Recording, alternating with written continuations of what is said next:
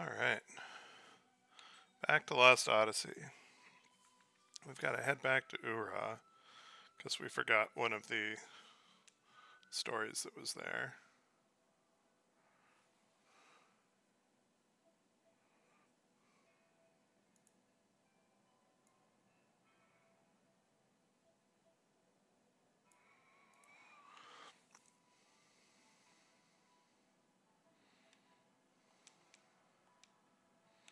We'll use the magic taxi this time.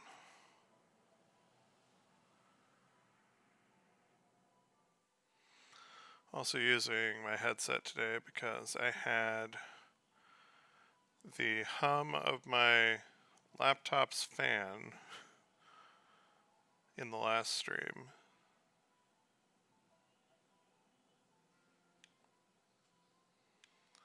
Unfortunately, I have to use my laptop to stream since I don't want to relocate my entertainment center up to my computer.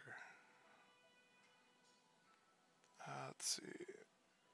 This one is also at the pub. So this story that we're about to see comes from the free pre-order DLC, which you can't obtain anymore in the US, but if you create a Japanese Xbox Live account, you can redeem it on that account and then download it. And it isn't showing, which means that I booted the game without it active.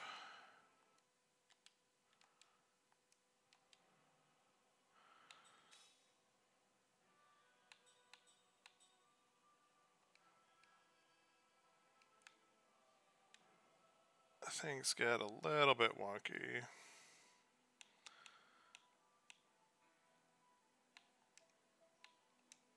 So essentially you have to be logged in to an account that has it, and then it will be active when you start the game on all accounts on that Xbox. I think if I had created the account on this Xbox, it would auto do it, but since I had created it back on my Xbox One, the license management gets a little bit finicky.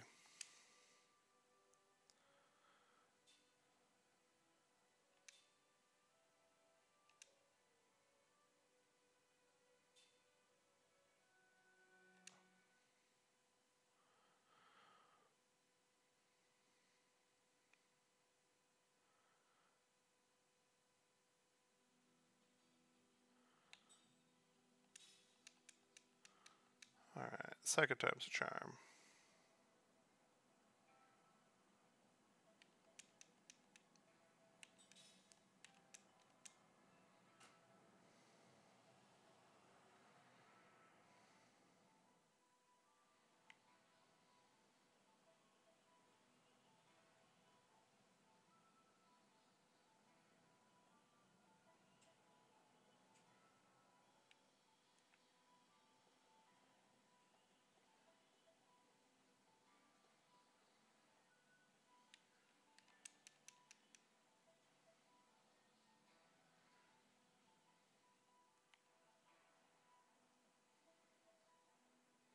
Here we go. Here's the guy.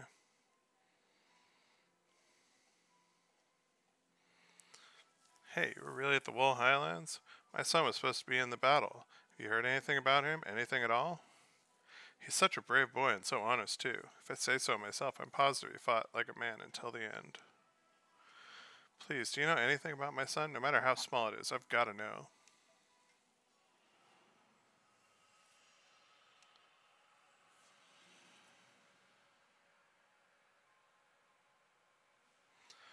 And we get another memory.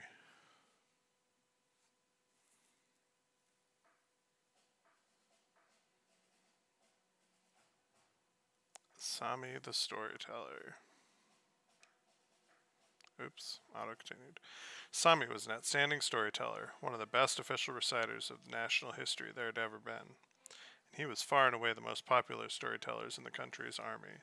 Sami wasn't a soldier himself, but he always moved with the troops, and always with the units on the most hotly contested battle lines.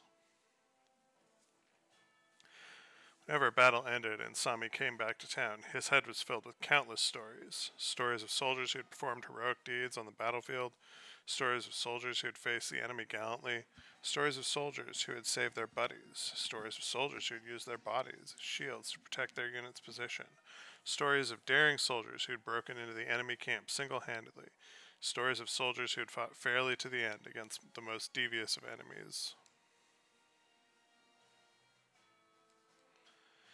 It was Sami's job as a storyteller to depict events on the battlefield for the people of the town. That year, Kaim was always by his side. It was Kaim's mission, as a particularly capable mercenary, to accompany Sami to the front, make sure that nothing happened to this nationally beloved storyteller. Sami liked Kaim from the moment they teamed up, but not only did they appear to be about the same age, but with the eye of an outstanding storyteller, Sami was able to perceive the long past, the too long past, that this quiet warrior carried with him. Sami said, "I could tell the minute I saw you that you had more military experience than any of the officers in the regular army. Your head is packed with even more battlefield stories than mine. Am I right? The only difference between you and me is that you can't put yours into words as well as I can. Am I right?" Sami spoke in the professional reciter's ringing, rhythmic tones.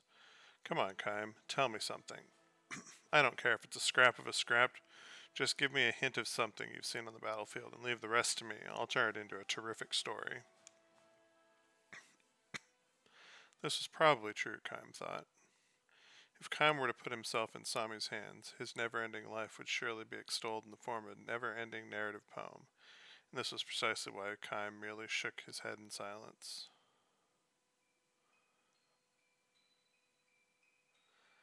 The townspeople knew nothing of the actual battlefield, how soldiers fought in the front, how they killed their enemies, or how they themselves died in action.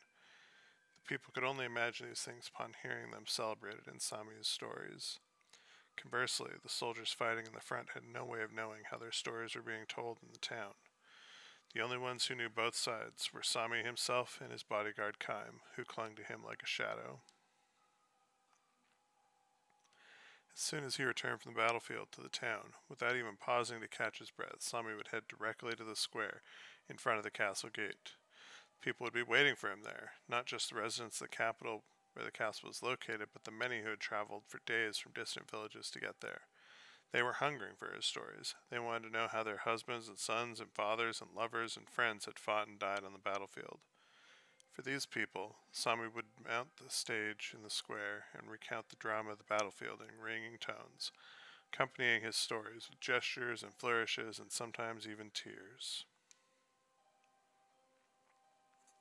Sami's stories of the battlefield, however, were by no means composed of unadorned fact. He beautified many parts.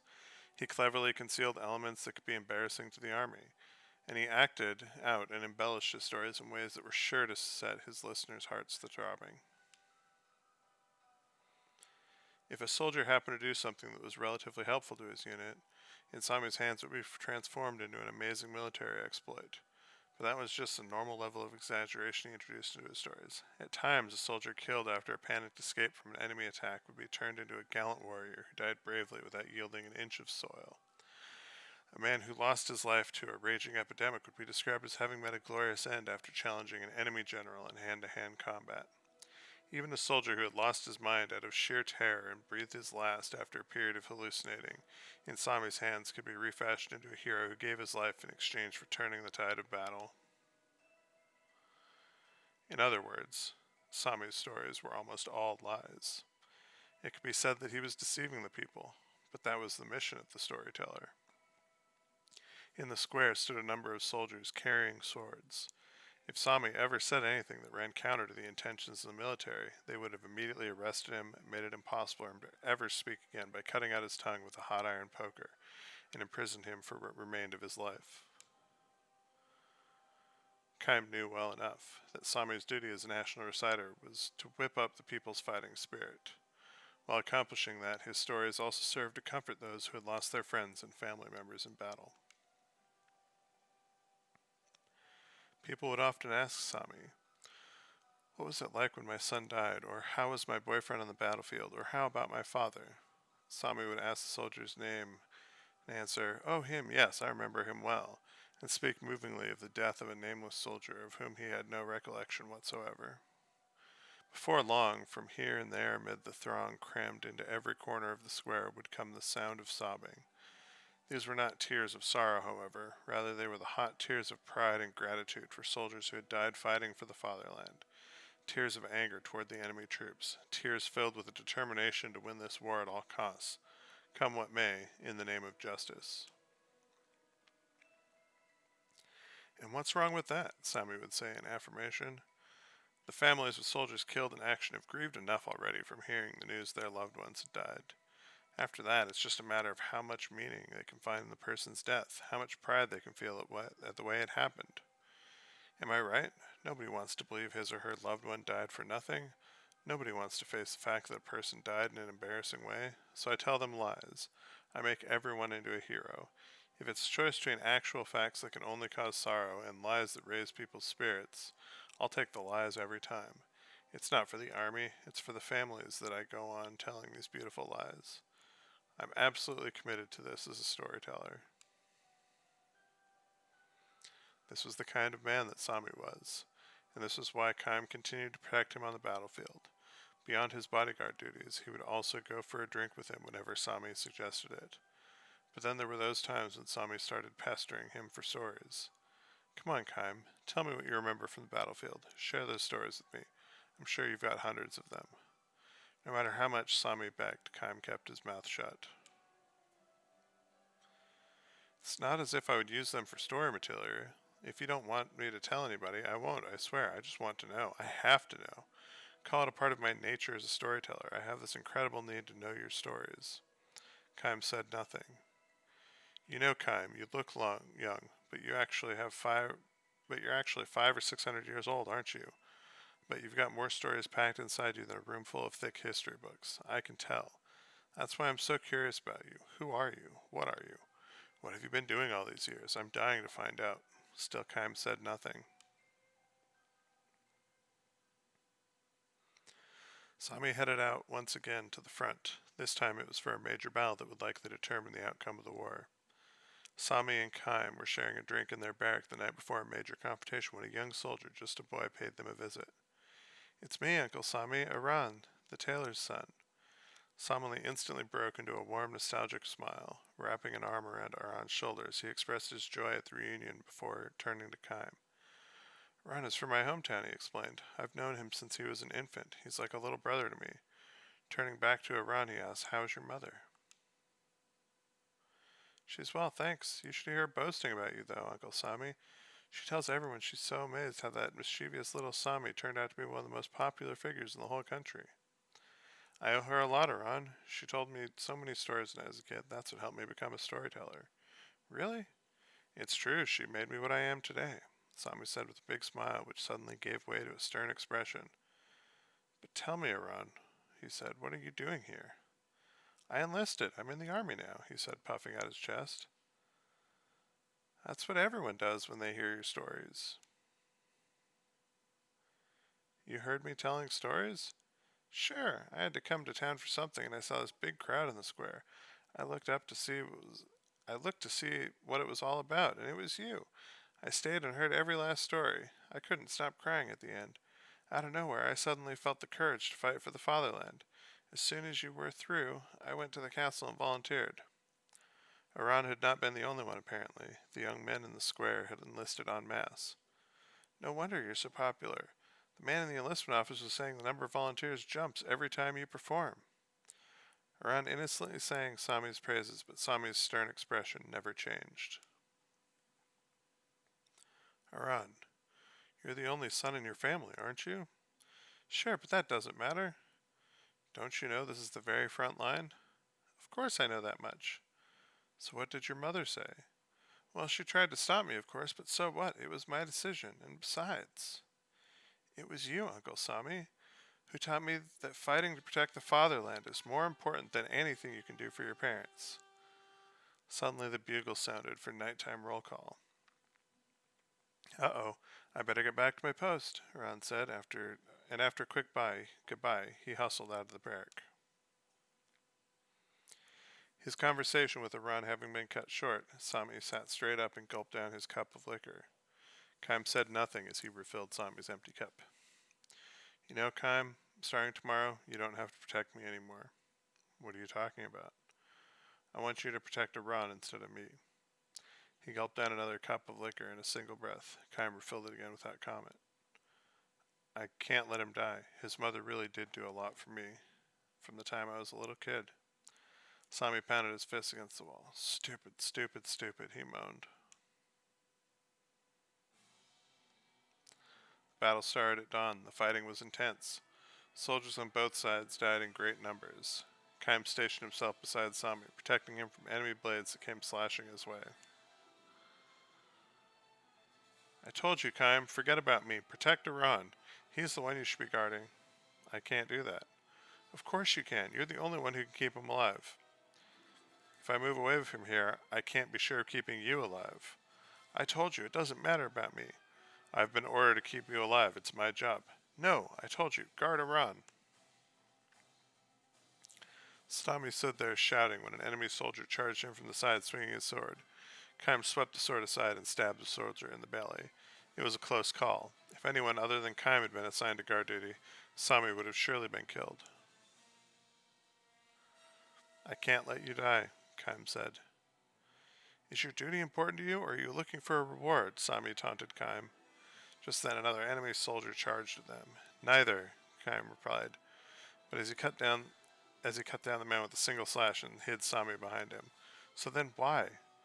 Because there's something left for you to do, something that only you can do. Sami screamed at him, don't be stupid, and came out from behind Kaim, exposing himself to the enemy. Something only I can do? What, tell another bunch of lies?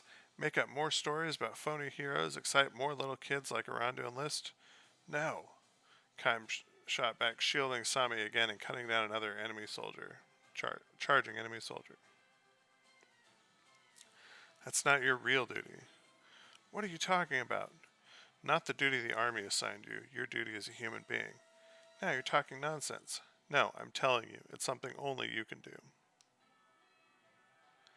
Kaim continued swinging his sword, cutting down enemy soldiers to protect Sami. Eventually, the enemy attack ended. Kaim grabbed Sami's hand and started running. They rushed toward the position of Iran's unit. Kaim had no intention of standing by and allowing the underage soldier to be killed, but abandoning Sami on the battlefield was out of the question. His only option now was to guard both of them at the same time. But he was too late. Iran was lying on the ground, drenched in blood, moaning in pain, weeping. His guts had been gouged out. He was done for. Barely conscious, Iran caught sight of Sami and managed the faintest of smiles. Uncle Sami, I couldn't do anything to serve the country. I'm sorry. Sami, in tears, shook his head. I messed up, Iran continued. I couldn't even kill one enemy soldier. And now look at me. Sami tried to speak through quivering lips, but his words were drowned out by his own sobbing. I never knew how scary it is to fight, how much it hurts to die. Iran vomited blood. Convulsions racked his entire body. His eyes had lost their focus, and his breathing came only in snatches.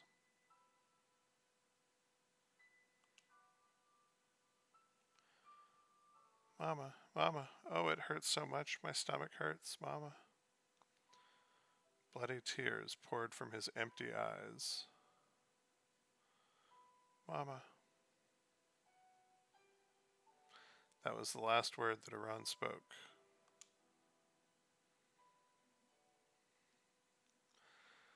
Sami came back to town a few days later. The square was already filled with people anxiously waiting to hear his latest stories. There were more people dressed in mourning than usual, evidence of the ferocity of the recent battle. Sami took a long, deep breath before entering the square. You know, Kaim? What? You said those strange things to me the other day, that I have a real duty to perform, that it's my duty as a human being and only I can do it. I remember. If today I do a good job of performing what you call my real duty, will you tell me those stories of yours? Sami added that he had a vague idea of what Kaim was talking about. Then, lowering his voice almost to a whisper, he said, "Tell me, Kaim, how many men are standing guard in the square today?" Kaim did a quick survey and reported that there were 5 guards. Sami mumbled, "Can't get away from them all, I suppose." When he heard this, Kaim realized Sami's vague idea of what he was talking about was right on the mark. "I'm sure I can get you out of here, Sami," Kaim said with conviction. "Forget it," Sami answered with a grave expression. "I don't want to get you in trouble. You know what they'll do if they catch you." "Sure, I'm ready for that." Yes, without a doubt, Sami understood what his real duty was. He not only understood, but he intended to carry it out in exchange for his life as a storyteller. "You know, Sami, you may be the one person who can stop this war." Kaim thrust out his right hand and Sami grasped it shyly. "It took me too long to realize it." "Not really," Kaim said. "You think there's still time?" "I do." "I'm glad to hear that," Sami said with a smile and releasing Kaim's hand. He strode into the square. Amid cheers and applause, he made his way to the stage. He never looked back at Kaim. When Sami mounted the stage, a woman dressed in mourning called out to him, "Sami, tell me what it was like when my sweet little Iran died. I'm sure he gave his life proudly and nobly for our dear country. Tell everyone about Iran's final moments." Eyes red and swollen from crying, she stared up at Sami, all but clinging to him. Sami took heed of the look in her eyes. Without a hint of a smile, he gave her a curt nod. And then he began to tell the story in a soft and gentle voice. "Iran was in tears as he died. He was calling for you, his mother, and crying out in pain. His guts were hanging out of his body. He was smeared with blood, and he vomited blood at the end." A stir went through the crowded square. Not wanting to believe what she had just heard, Iran's mother covered her ears. Sami did not let this stop him. "Iran wasn't the only one. They're all like that. They're in pain when they die. Some of them die soon after the pain begins, but for others it's not so easy.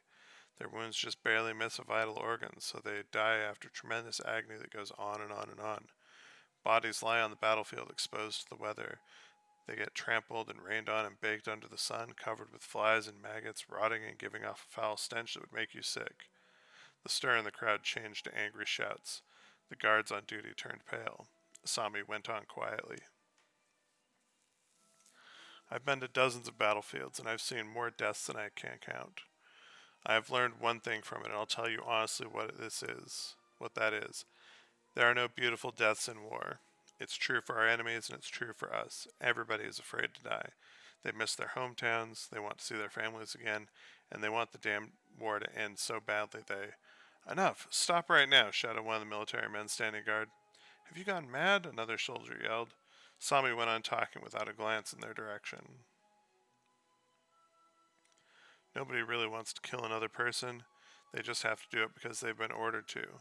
That's what war is. If you hesitate to kill the enemy, he kills you first. I'm telling you, that's what war is." The shouts of "Traitor! Arrest him!" that had been coming from the soldiers in the crowd gradually stilled as Kaim circulated through the audience, knocking one after another unconscious with well-placed blows. Kaim was determined to do this much for Sami, whether the storyteller liked it or not. Of course, there was a limit to how much extra time he could buy for Sami, but he would protect him until the end, until Sami had his final say. "Listen, everybody. Why do you think I've been making the rounds of the battlefield? It was a terrible mistake on my part. What I've seen out there, my stories about what I've seen out there, I should have used to bring a halt to this stupid war." The commotion of the square had given way to utter silence. Such power did the words of the peerless storyteller have over the crowd. "Listen to me, everyone. Let's end this war. Let's end all war. Don't you see how crazy it is to call a man a hero for killing another man? Don't you see how sad it is to call a man a hero for being killed by another man? Think of the people who have died in agony and tears. The one thing that we, their survivors, can do for them is not to venerate and glorify them, but to stop producing more victims like them. Soldiers outside the square came charging in when they heard the commotion. Let's stop having wars. Let each of us lend his or her own power to an effort to bring back the peace. A soldier leapt onto the stage and smashed Sami with a massive shield. Sprawled on the stage, blood gushing from his head, Sami gave a deeply satisfied smile. Cut my tongue out with a hot poker. Do it for the way I've been deceiving the people all these years. Go ahead, do it. Soldier kicked him in the stomach till he vomited blood, but he still went on. It's wrong for people to kill people. It's wrong for people to be killed by people. The nation has no right to make murders out of us. Soldiers surrounded the stage. Behind the wall of soldiers, Sami was pinned to the floor, his mouth pried open and his tongue cut out with a red-hot glowing poker. Even so, he kept up his appeal. No longer capable of producing words, he continued his desperate appeal with groans. Before long, the groans took the form of a melody. A song so beautiful and sorrowful, so frail and yet powerful, that it was unforgettable after a single hearing. The soldiers pounded Sami with their clubs, shouting, "Shut up, you traitor, take that!" Even so, the song did not end. Though it had no lyrics, it took on words as it reverberated inside each listener. No more, no more, no more war. Shut him up! Kill him if you have to! In response to his superior's order, a young soldier drew his sword. Even after Sami had been stabbed in the chest and had taken his last breath, the song did not end. The crowd filling the square went on singing. Everyone was crying and singing, and as they sang, they threw their stones at the soldiers. Oh, it didn't let me read the last line. It auto moved. Many years passed by. There was no one left in the country who knew the living Sami.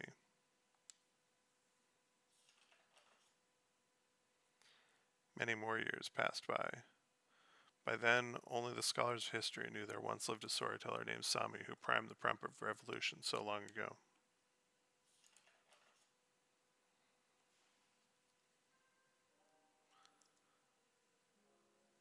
Now Kaim is here, on his first visit to the country in several hundred years. In a back alley in a far corner of the city, he hears a familiar melody. A little girl is humming to herself as she bounces a ball. Yet without a doubt, it is the song that Sami was singing after the soldiers cut out his tongue. What's the name of the song you're singing? Kaim asks the little girl.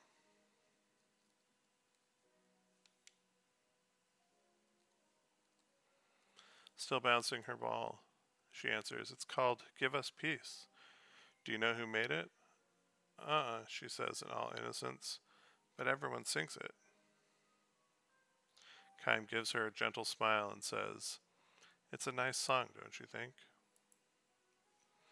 Little girl catches the ball in her hands, hugging it, says with a beaming smile, "Yes, I just love it." Kaim pats her on the head and begins to walk away. Before he realizes it, he is humming, "Give Us Peace." When it finally dawns on him what he is doing, he thinks, "Humming? That's not like me at all." His grim smile is accompanied by a warm glow in the chest.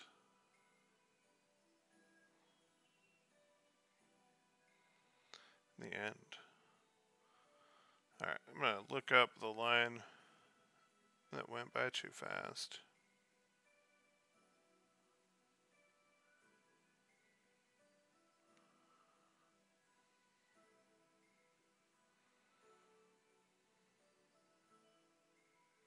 Oh, it was, according to the history books, this was the beginning of the revolution. I'm surprised that it auto-scrolled. This game is usually pretty good about not having auto-scrolling text. But yeah, no, it's a shame this one is a DLC, but at least it is freely available if you create a Japanese Xbox account. Though I think if you buy the digital version, it's supposed to come with it now. I'm not sure.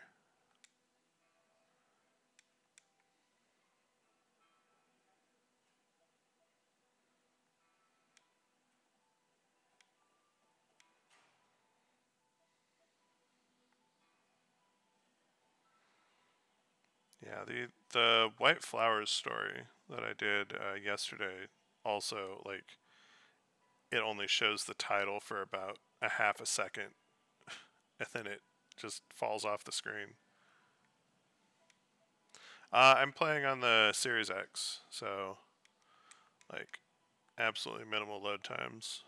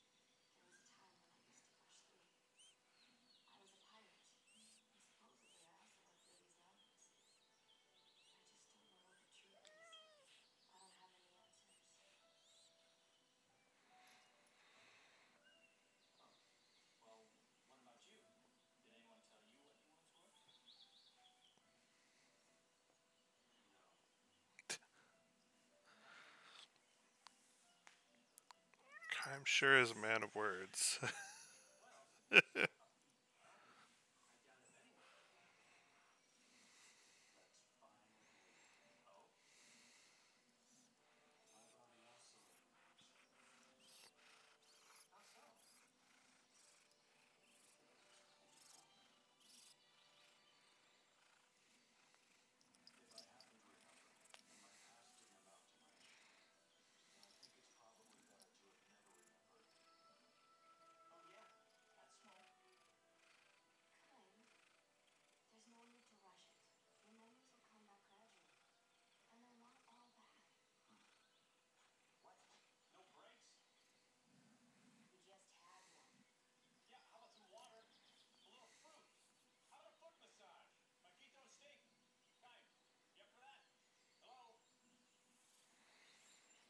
Jansen is great.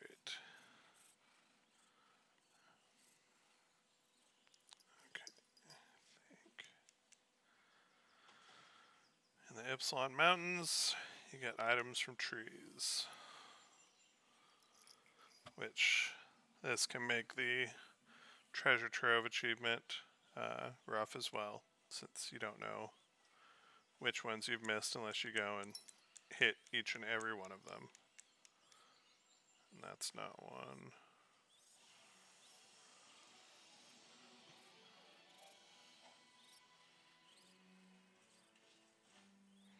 Yep, Pete, it's my cat.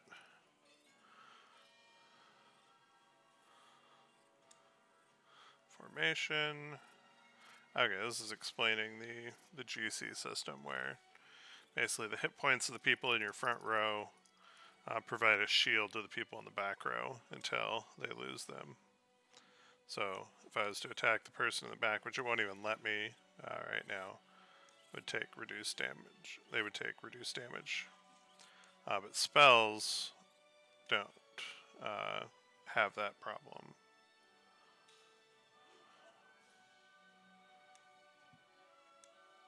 Yeah, guard condition.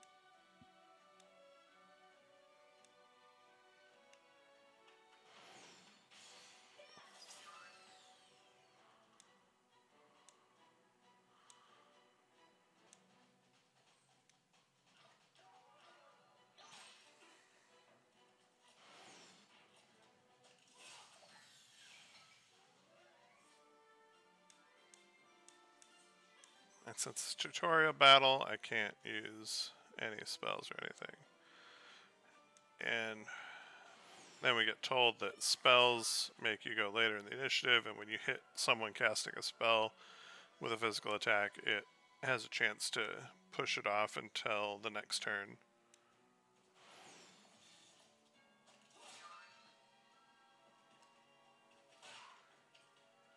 Since Jansen doesn't have a ring, he doesn't get the ring meter.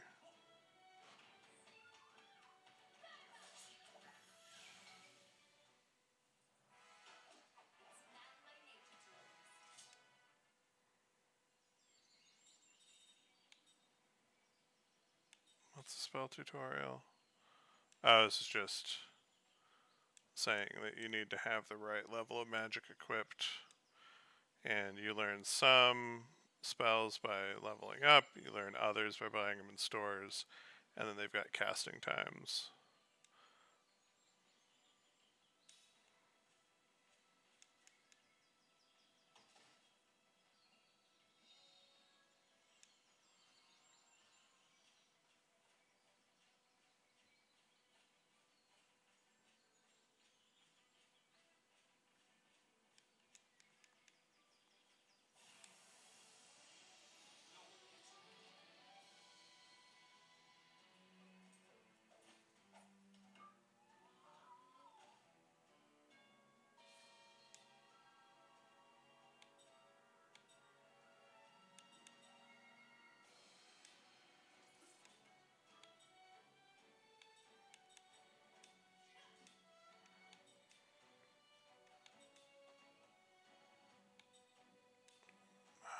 Earth, I believe. I can't remember how the elements go. I know fire is good versus wind, wind is good versus earth, earth versus water, and water versus fire, I think.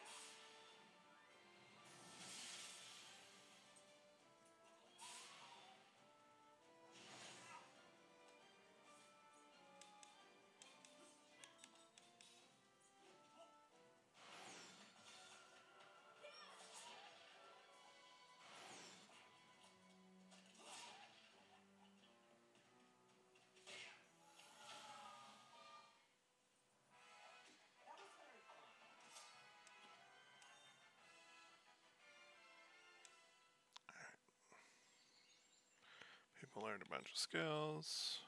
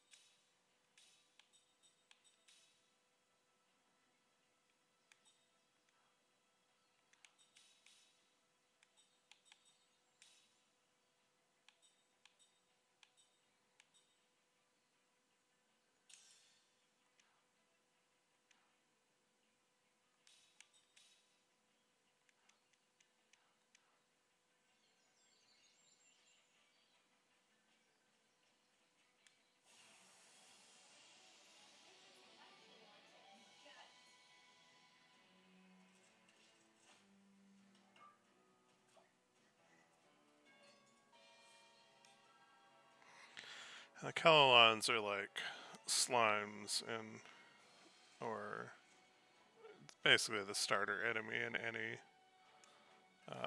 JRPG.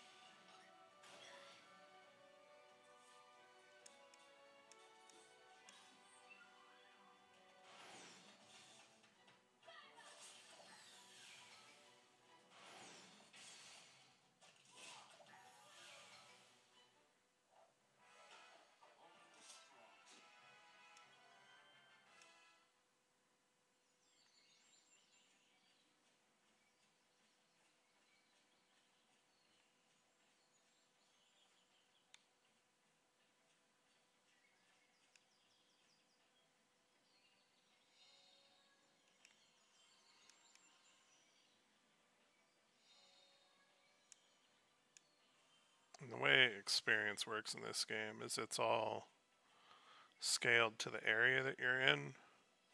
So you can't really over level.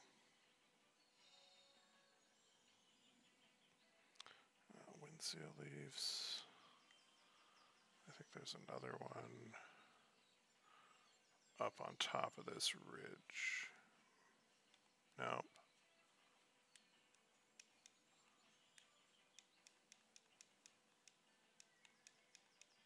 Not that tree.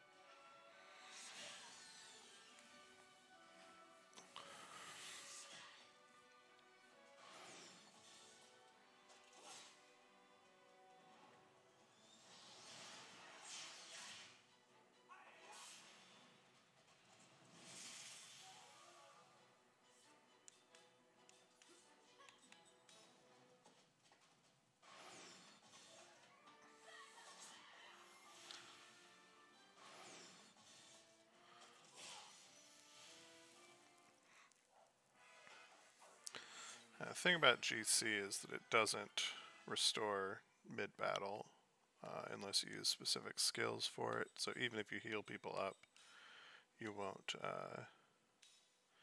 be able to get it.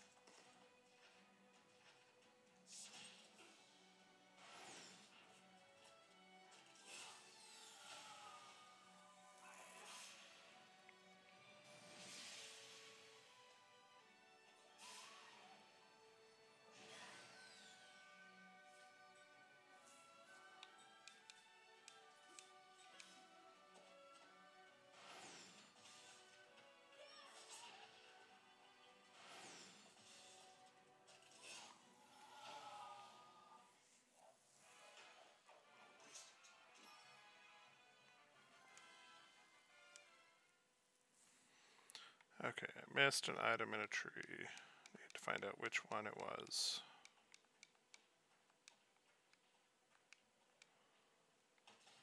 got that tree.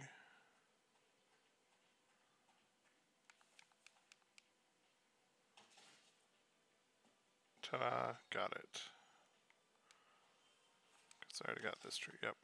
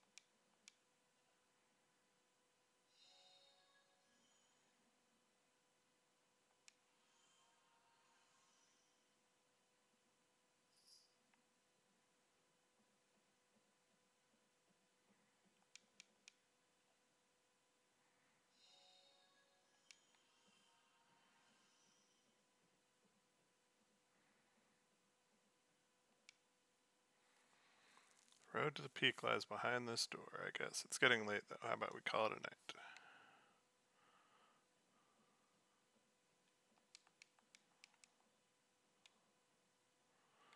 So I get save points. There's 2 other items, but I have to turn on a light first.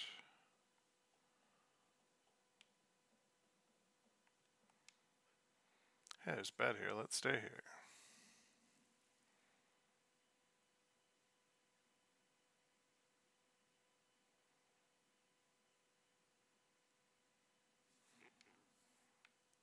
Not yet. I need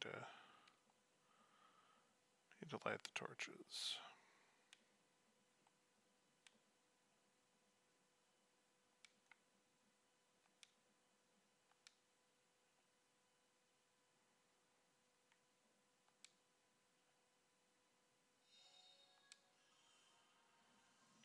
Search glasses.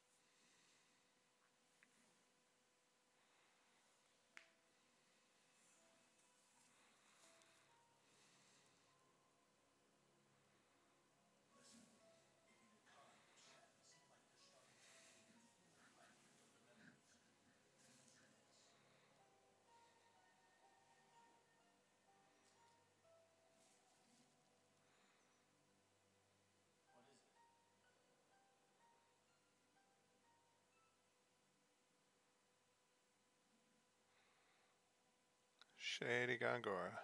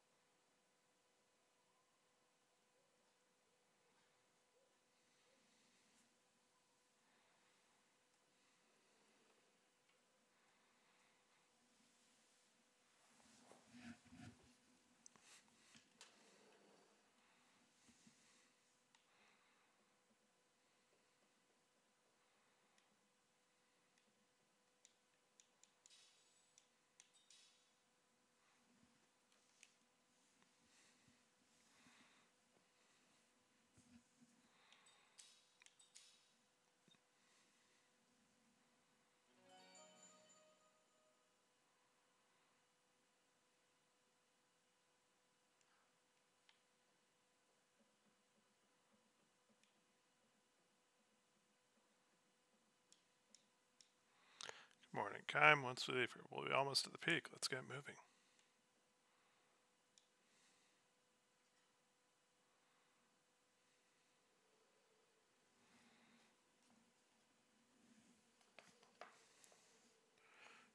Here are a few treasures.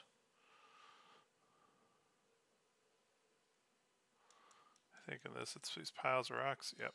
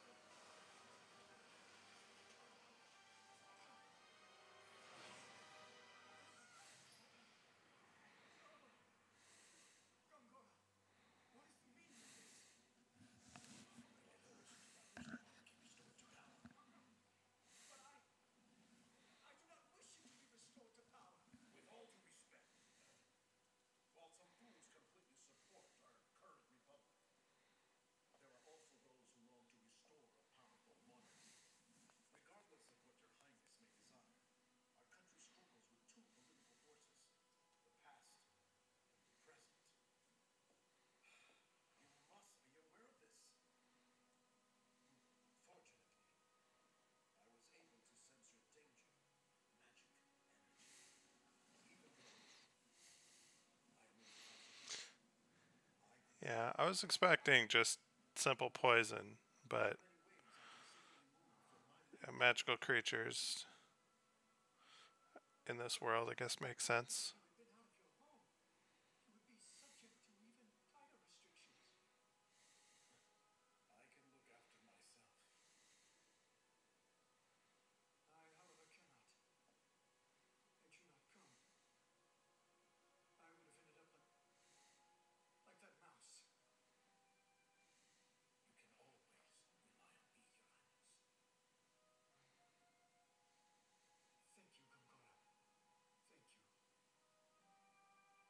Cora is such a trustable advisor.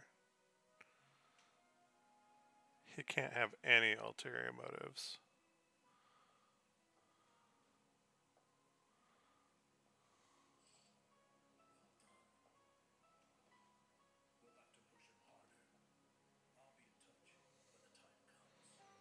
And his theme song is totally not evil either.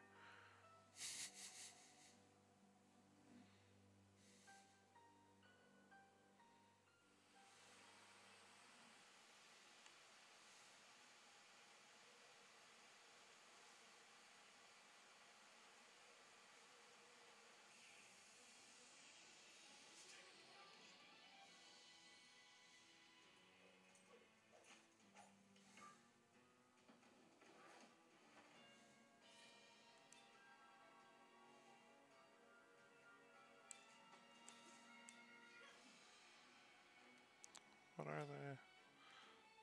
I'm gonna switch her over to just damage up.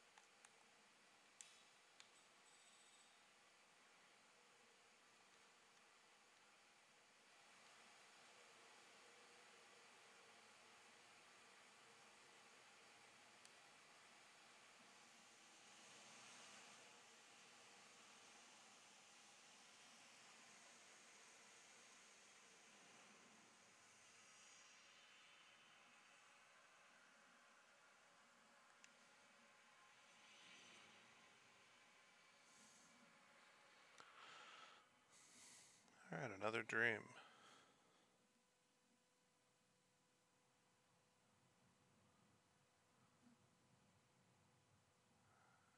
The Upstreamers.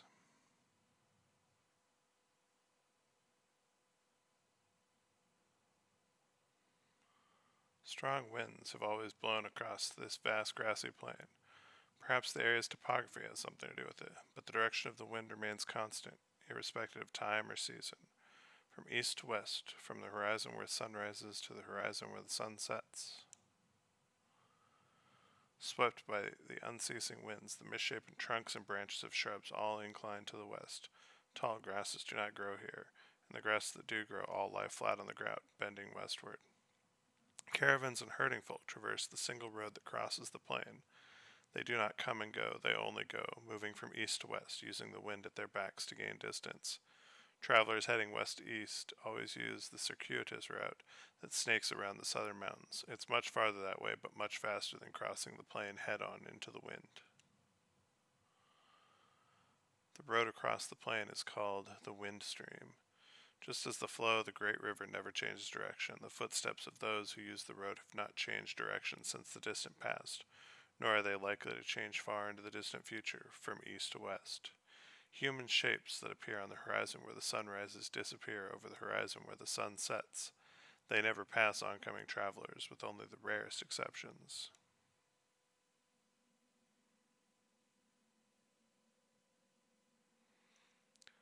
The first time she passed Kym on the wind stream, the girl was just an infant. So was my grandmother alive then? In response to the girl's untroubled question, Kym smiles and answers, "She was. I remember what a nice old lady she was, too." Looking back down the road, the girl points toward the line of hills fading off in the distance. My grandmother crossed 7 hills on her journey. Is 7 a lot? Grandma lived a long time. Most people end their journeys after 5 hills. The people they leave behind build a little grave where they ended their journey, and then they keep traveling. The girl points down at the ground where she is standing. "This is as far as I've come," she says with a proud, happy smile. The religion of the girl and her family profess a pious belief that if they devote their lives to walking eastward against the flow of the wind stream, they will arrive at the easternmost source of the stream itself. People call believers in that religion the upstreamers. The word carries a hint of fear and sadness, but also a trace of contempt and scorn. The upstreamers are devoid of worldly desires. They live their lives for no greater purpose than traveling eastward on foot. They are free of doubt. They give birth to children en route, and they continue their journey while raising their children. When they age and their strength gives out, their journey ends, but their family's journey continues. From child to grandchild to great-grandchild, their belief is carried on. The journey of this girl's family was begun by her late grandmother, who began walking from the wind stream's western verge with her son, who was the age the girl is now. The upstreamers do not walk for the entire year, of course. During the season when the winds are especially strong, from late autumn to early spring, they take up residence in various post towns scattered along the road and earn day wages by performing tasks the townsfolk themselves refuse to do. Some upstreamers choose to stay in the towns, while others conversely take townspeople with them when they return to the road in the spring. These are the people with whom they have fallen in love during the long winter, or boys who dream of travel, or grown-ups who have tired of town life.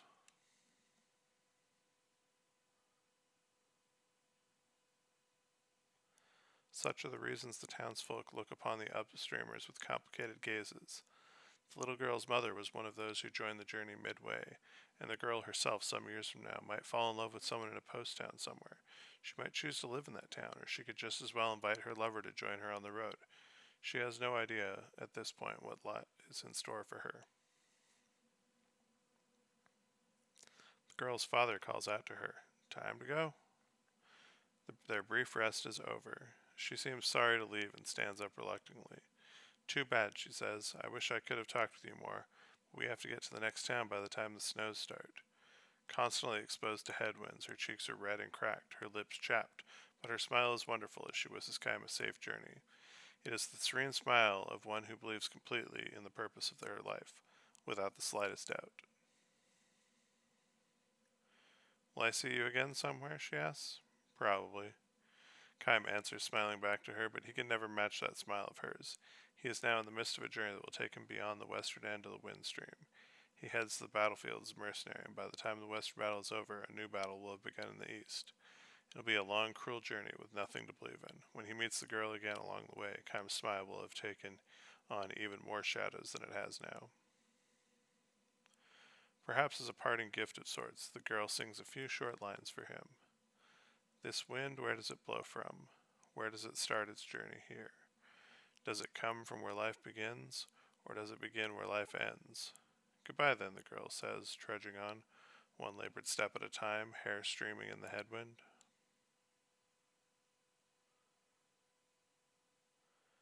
10 long years have flowed by when Kym next meets the girl.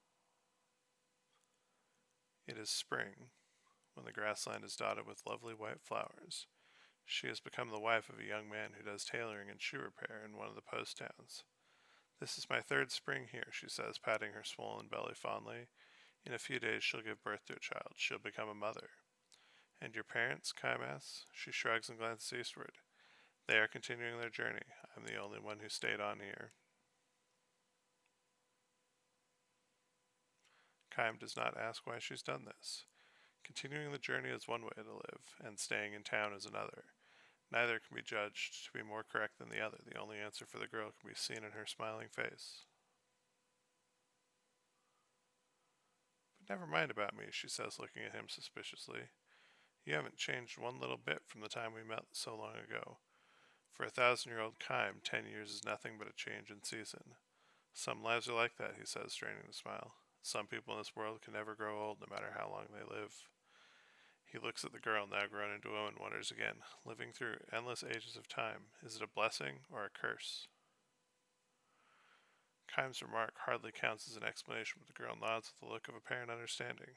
If that's the case, she says, you should be the one who goes to the place where the wind begins. You'd be the perfect upstreamer. She could be right, after all. The lifespan given to humans is far too short for anyone to travel against the flow of the wind stream as far as the starting point of the wind. Still, Kaim responds with a few slow shakes of his head. I'm not qualified to make the journey. No, anybody can be an upstreamer. Anybody, that is, who wants to see where the wind starts with his or her own eyes. Having said this, however, the girl adds with a touch of sadness. No one has actually seen it, though, I guess. The place where the wind begins. That place is nowhere at all. Even if, after a long journey, one were to arrive at the eastern end of the wind stream, the wind would be blowing there too, and not just an east wind, west wind, north wind, south wind, winds without limit, without end. Human beings who cannot live forever, daring to take a journey without end. This might make the ultimate tragedy, but it could just as well be the ultimate comedy. Kaim knows one thing, however. One cannot simply dismiss it as an exercise in futility.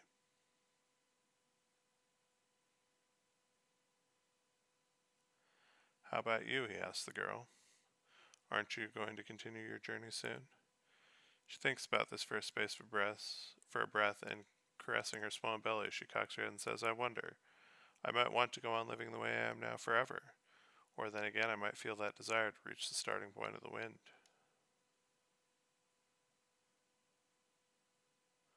All the upstreamers, without exception, say that you can never know what might trigger a return to the journey. One day, without warning, you slough off the entire town life and start walking. It's not a matter of running into an upstreamer and being lured back to the road. Plenty of people set out on their own all of a sudden. The teachings of the upstreamers say that all human beings harbor a desire for endless travel. They probably are not aware of the desire because it is stashed away so far down in the breast that it is deeper than memory. The instant something brings it to the surface, a person becomes an upstreamer. Even you have the desire, the girl says to Kaim. I wonder. It's true, she says, no question. The look in her eyes is as straight on and free of doubt as it was the last time I met her. Fixing him with that look, she points to her own chest. I haven't completely lost it myself, but I'm sure you're happy with your present life. Of course I am. Do you really think the day will come that you'll want to set on a journey even if it means giving up the happiness? Instead of answering, she gives him a gentle smile. Many years float by, but every now and then something reminds Kaim of the girl's words, that everyone harbors a desire for endless travel. For Kaim, living itself is a journey without end. In the course of his journey, he's witnessed countless deaths, and he has also witnessed countless births. Human life is all too short, too weak, and fleeting. Yet the more he dwells upon its evanescence, the more he feels inexplicably that the words such as eternal and perpetual apply more properly to life, finite as it is, than to anything else.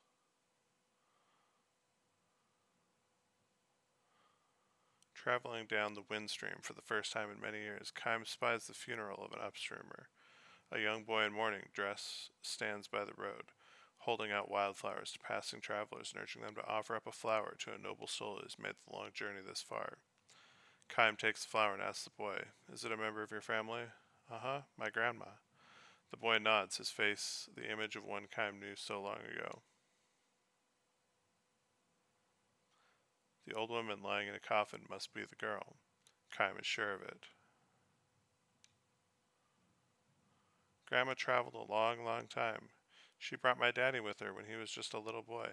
See that hill over there? She started walking from that way beyond it, and she got all the way here. So the girl must have set out on her journey after all, turning her back on the town life, leading her child by the hand. She trod her way along the endless journey. Her wish to aim for the place where the wind begins would be passed on to her child, her grandchild, and on through succeeding generations. To head for a land one could never hope to reach, and to do so generation after generation. This is another endless journey. Is it a tragedy? A comedy? Perhaps the serene smile on the face of the old woman in the coffin is the answer. Kime lays the flower at her feet as an offering. The family members who have traveled with her join together in song for the departed. The wind, where does it blow from? Where does it start its journey here? Does it come from where life begins, or does it begin where life ends? The wind blows. It sweeps across the vast grassland. Kime takes one slow step toward his destination. Have a good day, calls the boy. Red and cracked as the girl's were so long ago, his cheeks soften in a smile as he waves to the parting traveler. End.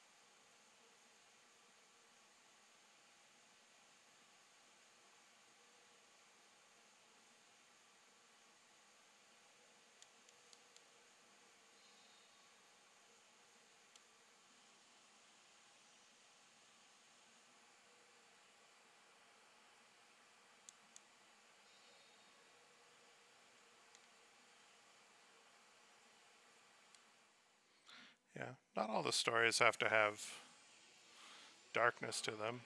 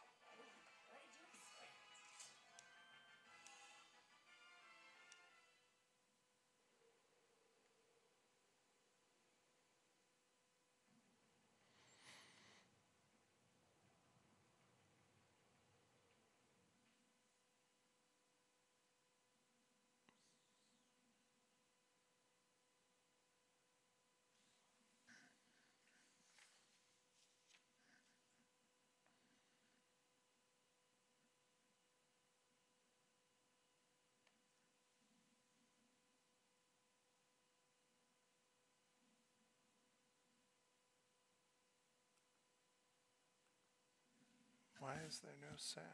What in the world?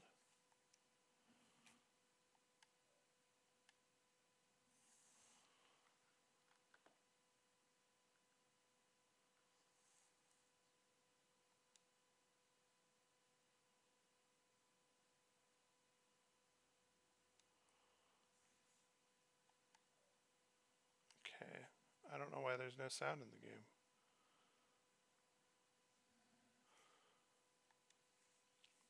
Light's gotta be magic energy. The staff must be leaking.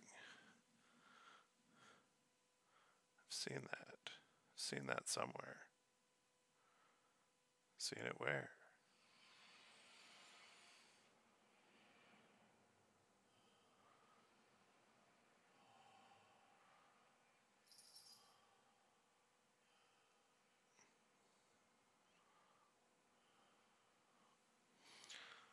Must be a backwards compatibility bug or something.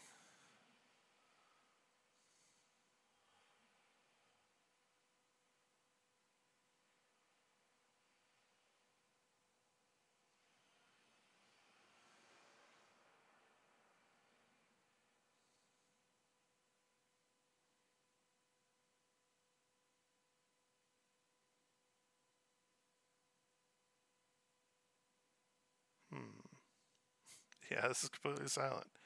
Doesn't remember. Ooh, deja vu. Maybe your memory's coming back. Maybe you've forgotten what you're remembering. Well, excuse me for helping. Such a pain. Okay, fine, look at the view. I'm gonna go ahead and fix everything. You just talk amongst yourselves. You've really seen this before? What do you mean by that? Just what I said. Do you feel like you've seen this before? What's with you? Just trying to be a friend. Don't look at me like that again. But I thought you'd forget it. Alright, come on, you two. I thought we were in a rush. What the heck is that?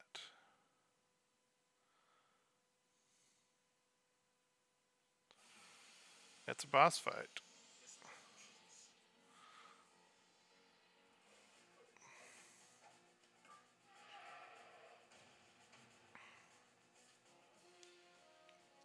Okay, wind, so I want fire.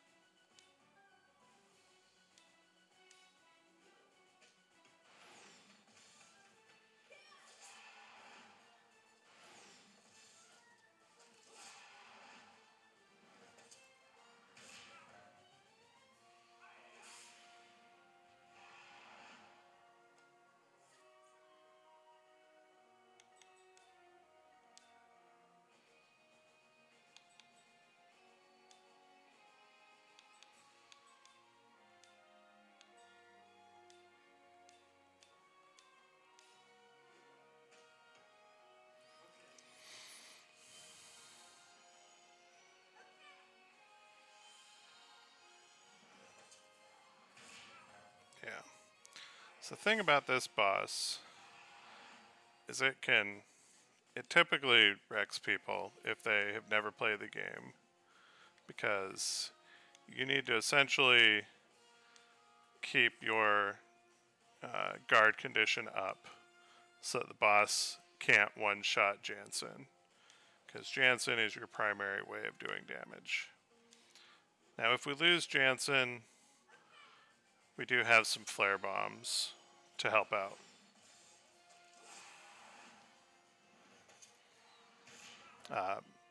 But if he does downburst again, we're going to be in dire straits.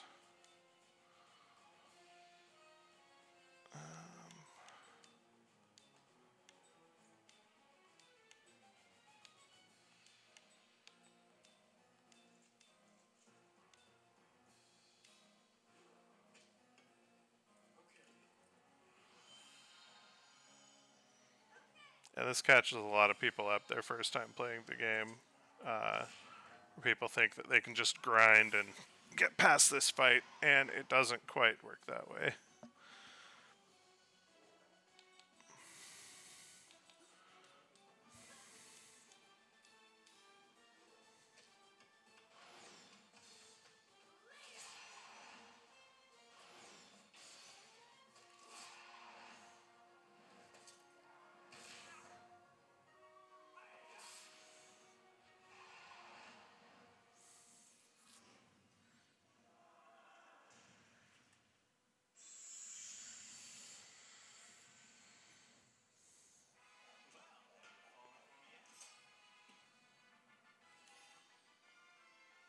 And we get another slot seed, which will give our mortals another skill slot to equip things.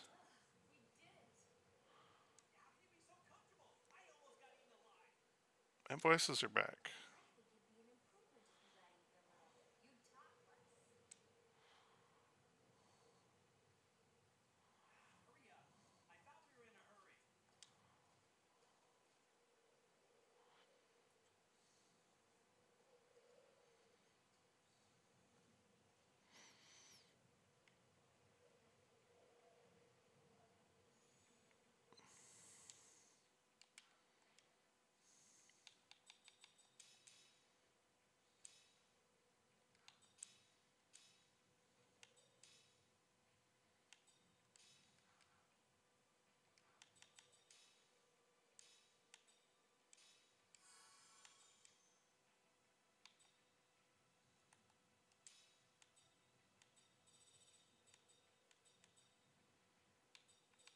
Wait, did it use both of them on him?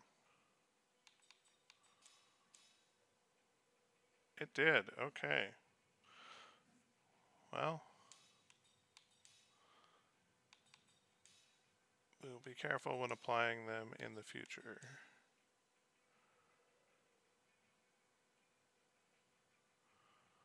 That was accidental.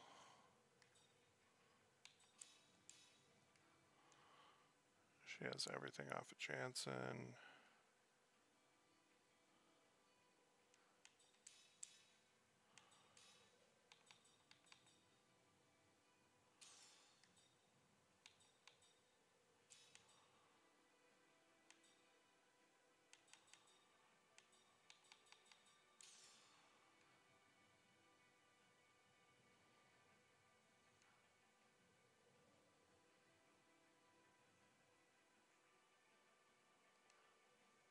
Oh, did we heal? Nope.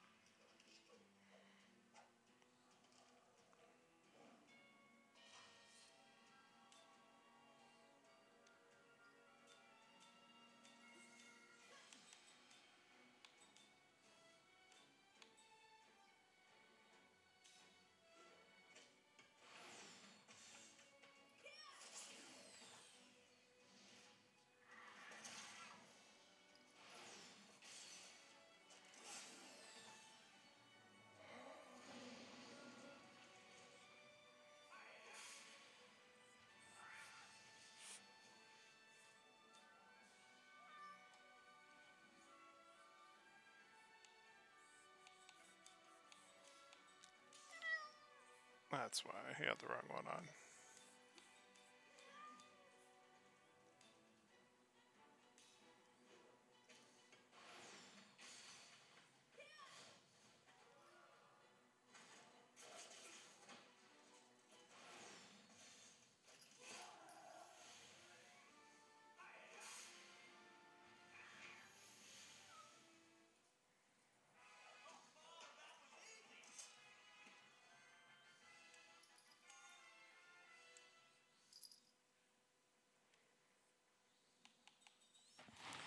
Hello, cat.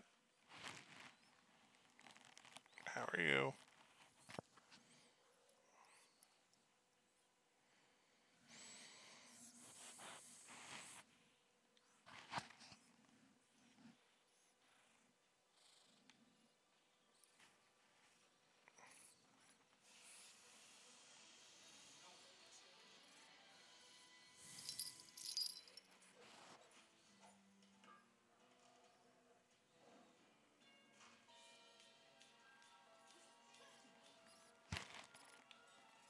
Una, you need to stop.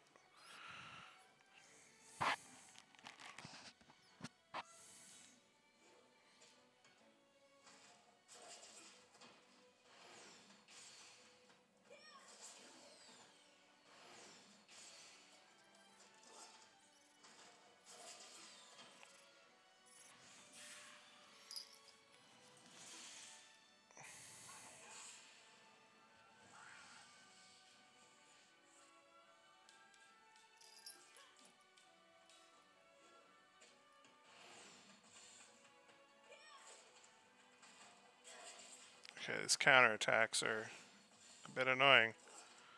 Especially when he's one hit from dying.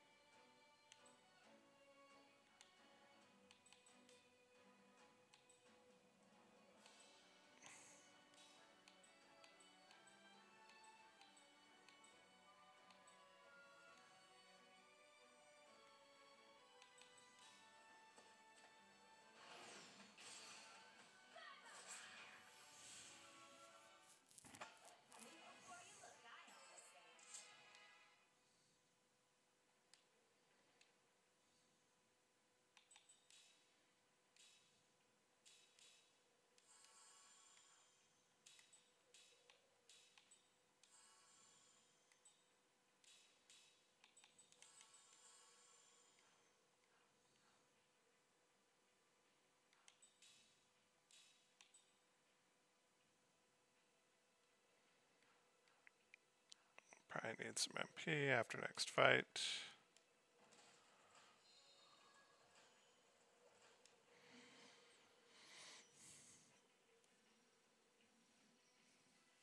The thing about immortals is that when they go down in combat, they're not fully knocked out. They auto revive like 2 rounds after they go down, and they actually come back for quite a bit of.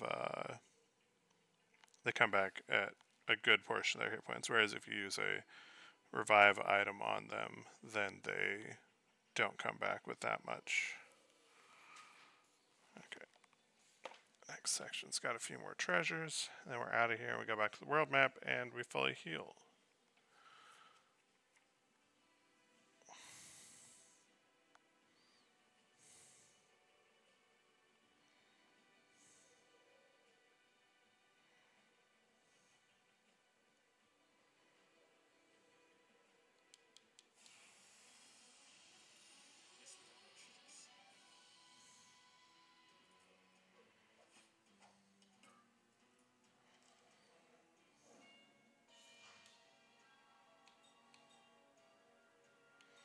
Okay, it's on the back row. These are earth.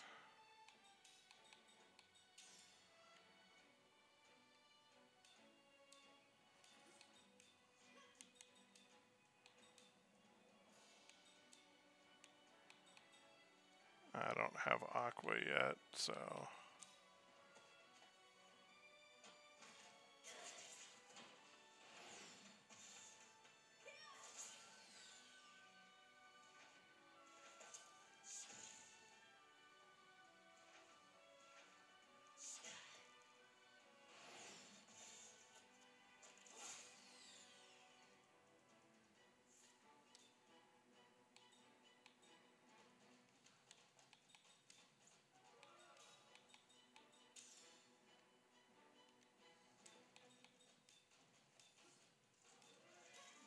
Oops. Meant to have Jansen attack.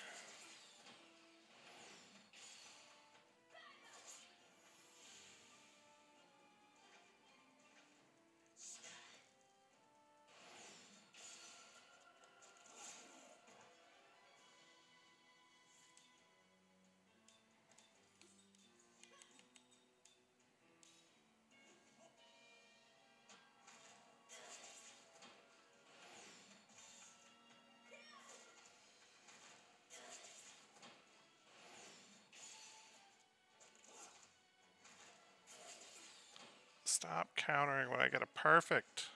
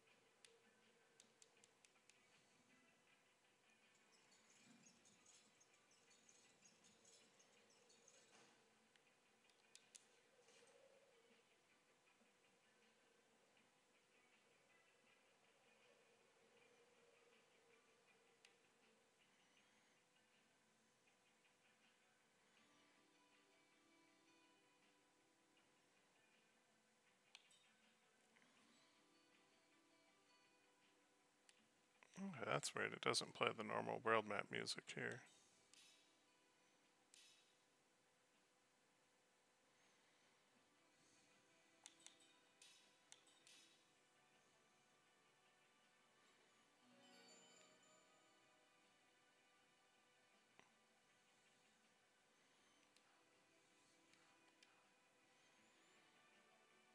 Alright, I'm gonna take a quick break to use the restroom. I'll be back.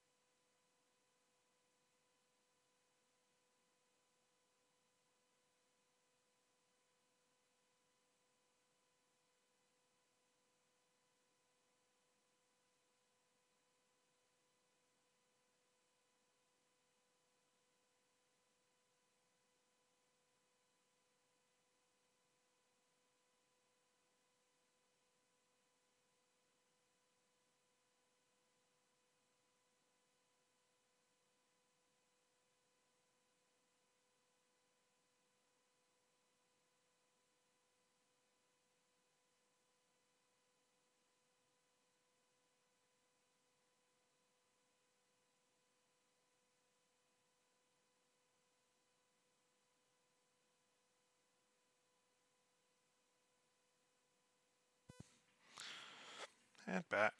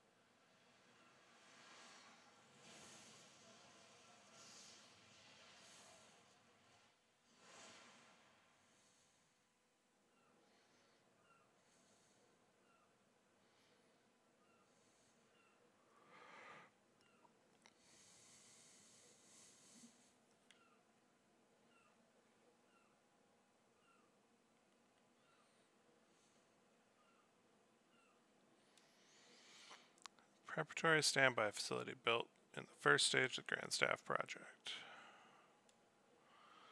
Since the leak of magic energy, the creature living in the Sea of Baus has become violent and aggressive.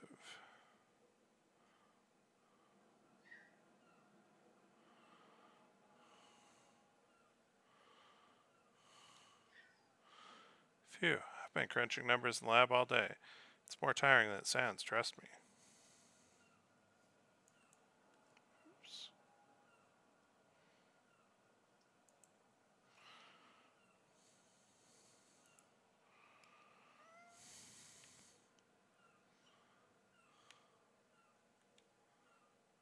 It's a pretty strange case, all things considered. I thought they handled magic energy with caution. Alright, so this here is a pea pot in a pot. And all of the seeds that we've been getting throughout the game, you can give it to them. And when you hit certain checkpoints, they give you some special items. And then you can also give it things like healing medicine,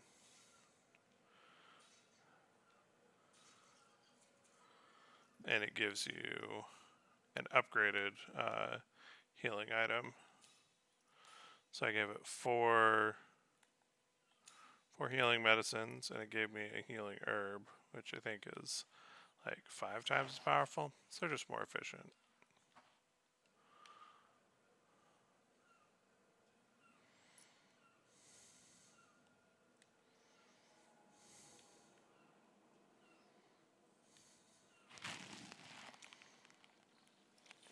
Come on, Una, get off. Engineer's resting room.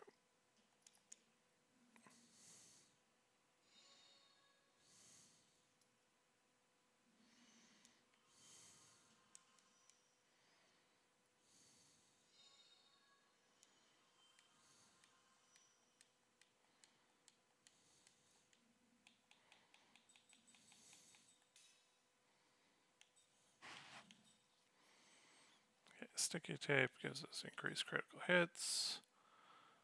Hard skin and whetstones helps with hardened enemies. Occasionally does poison. Alright.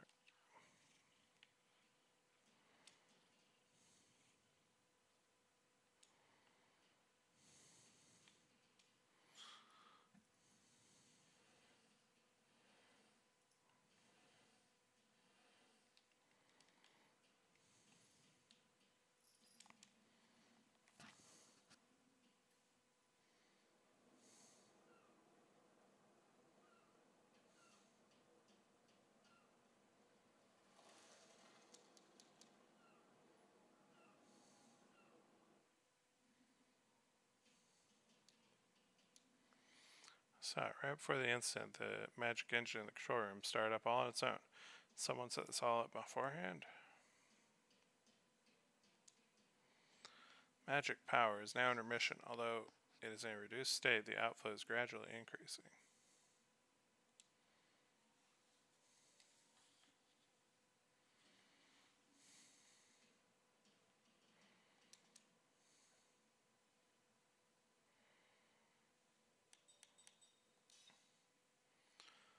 Grand Staff, Urin Consul, in response to the demands of Magic Revolution.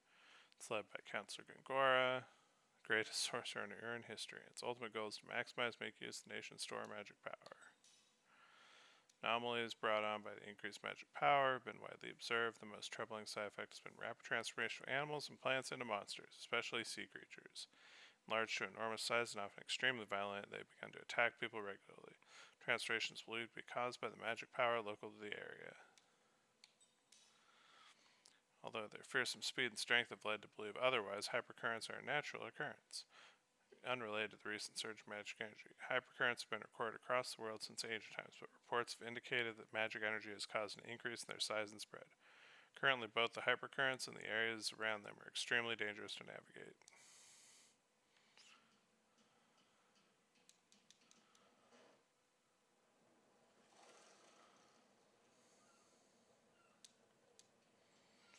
It was a horrible accident 3 days ago. I assure you, we'd been turned into monsters by now if we were just a step too late. These monsters running wild, research at the Grand Staff will be discontinued. This will be it. By the way, if you're going to Grand Staff, yes, here's a little advice then. When you target an ally in battle, you'll be shown assorted information on that fighter. You know, HP, stats, ailments, that sort of thing. The little bits displayed under the info window is the current stats of that character. The basic attributes are attack, defense, magic attack, magic defense. Blue means it's raised, and red means it's reduced. It will also display natural healing and other special stats attributes, so make note of it, okay?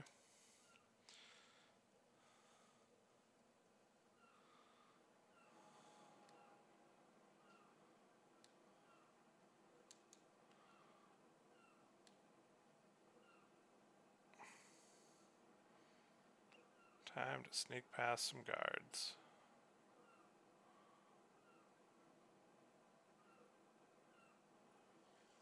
Maybe. No one's allowed past here. I think there's 2 items up here. Yeah.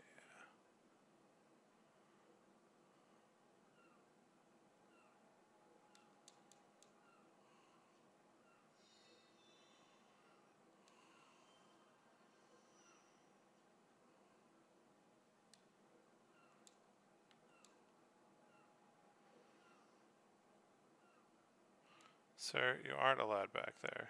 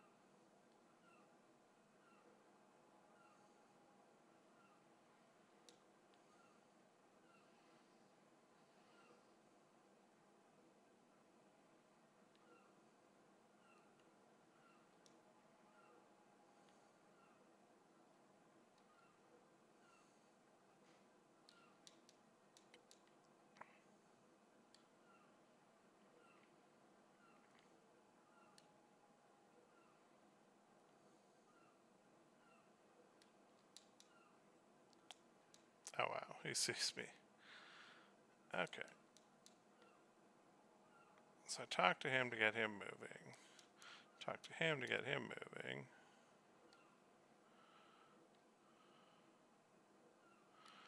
Can't run past him, which is annoying.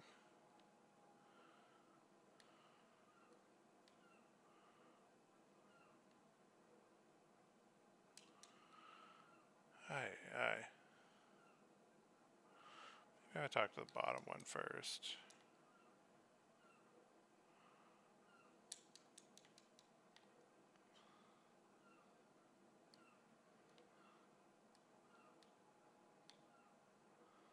Okay, that did it.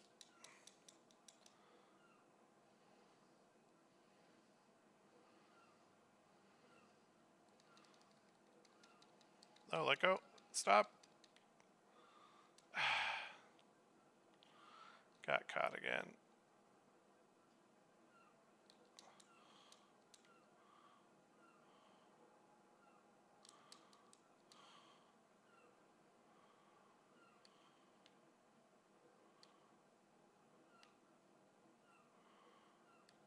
Alright, get the item here.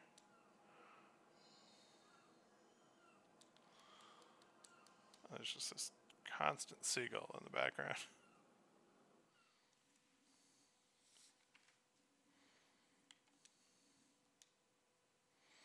Found me with my hand in the cookie jar. Came here for supplies too, have you? I'll keep your secret if you keep mine.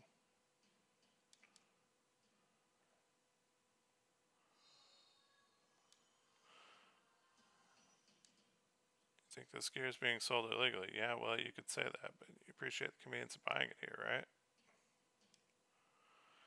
You need weapons and armor if you make it to the Grand Staff. They're useless to us. We can sell them to you for cheap.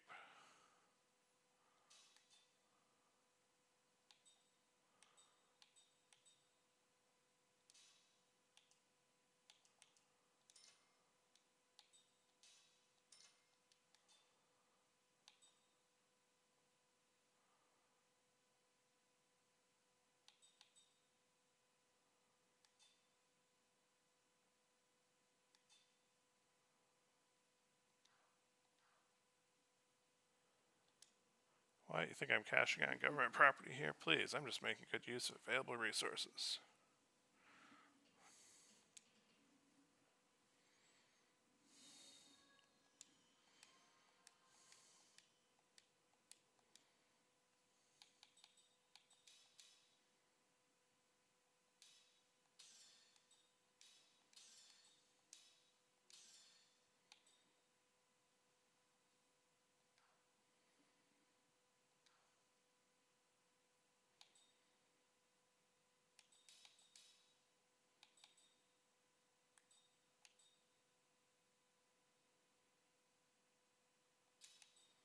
Okay, so these turntail shoes are super useful if you want to run away from battles, because you get to do it as an action, and it's guaranteed to succeed, as opposed to the normal runaway action, which can fail and then just lets you get attacked. They are heavily used in speedruns.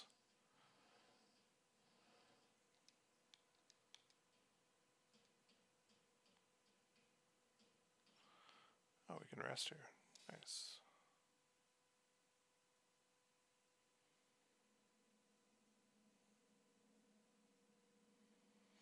Oh, and this is where where you're able to replay any of the 1,000 Years of Dreams.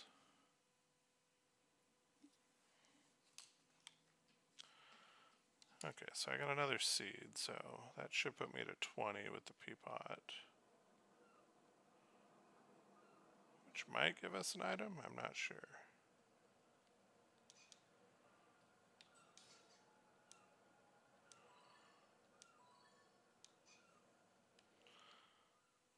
Please don't tell me I just got an upgraded weapon after buying a new weapon. I did. Oh well. And what is that? Adamantus ring. Water, organic killer, and absorbs MP. That's pretty good.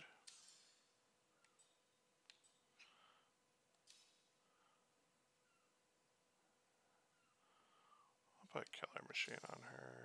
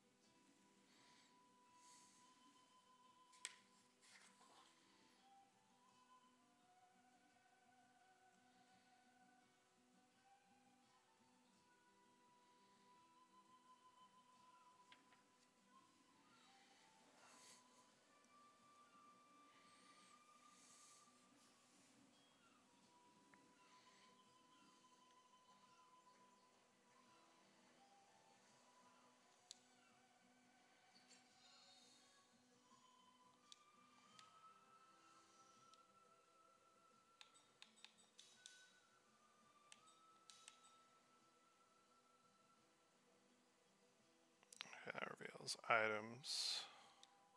I think I want to learn that instead.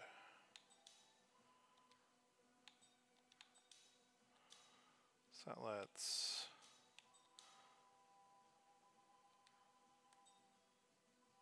we'll want to put status analysis on Seth after this. So we can spread out all of the information skills across the 3 characters.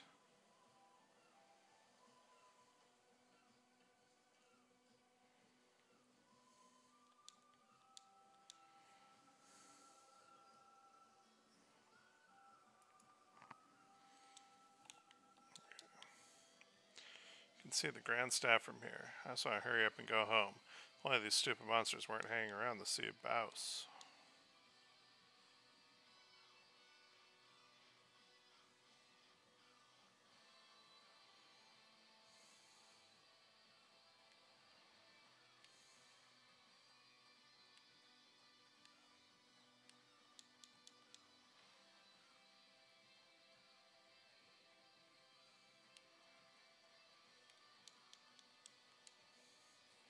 Chunk up ahead used to be a magic power amplifier, but it's been destroyed by the influx of magic power in these parts. I've heard that people have been lucky enough to find good stuff among the wreckage, though. You may be able to find some good stuff, but with magic energy added to the mix, you really don't know what kind of danger awaits you. Anyhow, points of bright light indicate a high concentration of magic energy. Keep an eye out.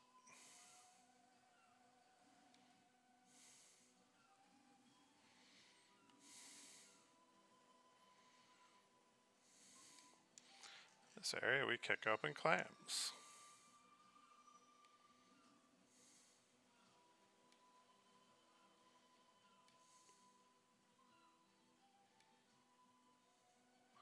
So you don't want to hit these when they're flashing.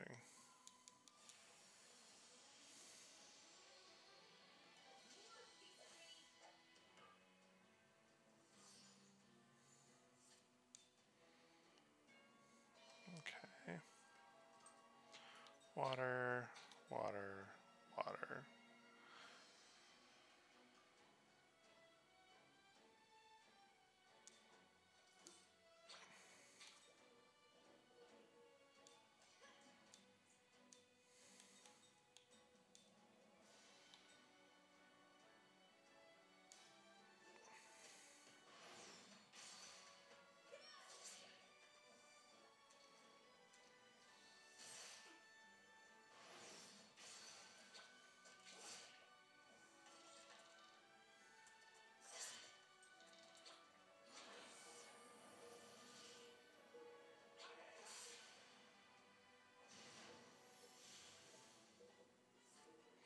As you can see, the treasure glasses actually show up on Kime. There's a handful of items that do so. And it's pretty funny.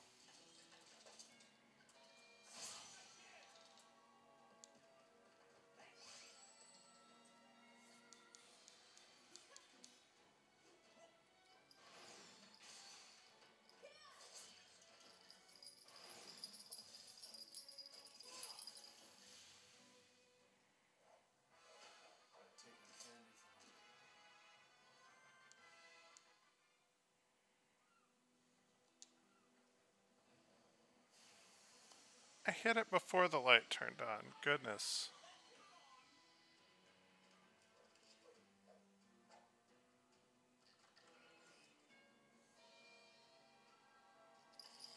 And they get a surprise attack on me. That is just mean.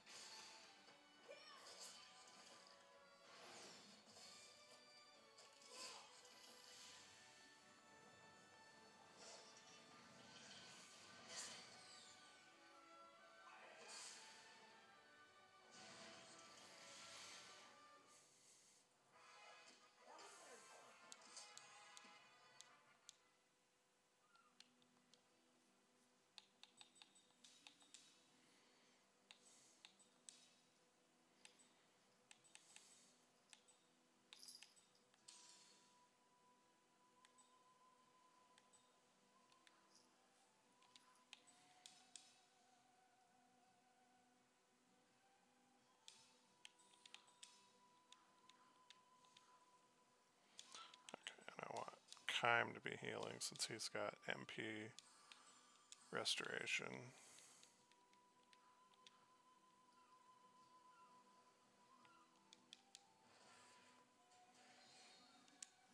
Insect enders.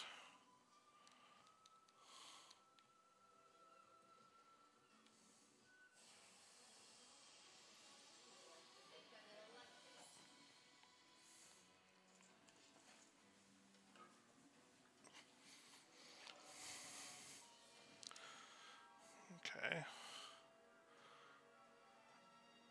That's a big nasty thing.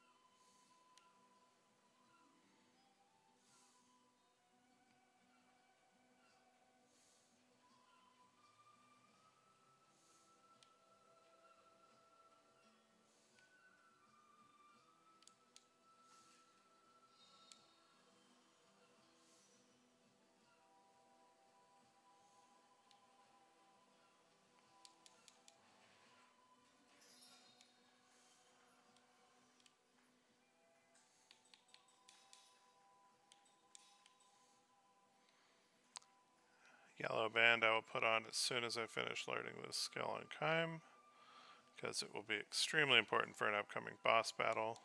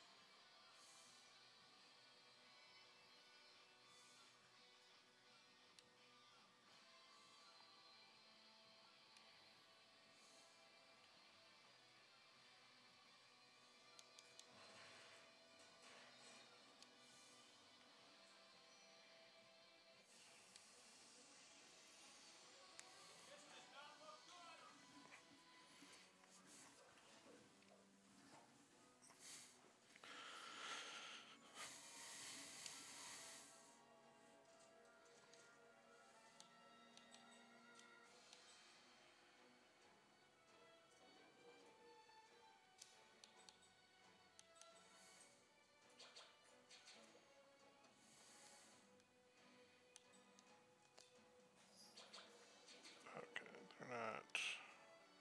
Oh, you can see what they have. Okay.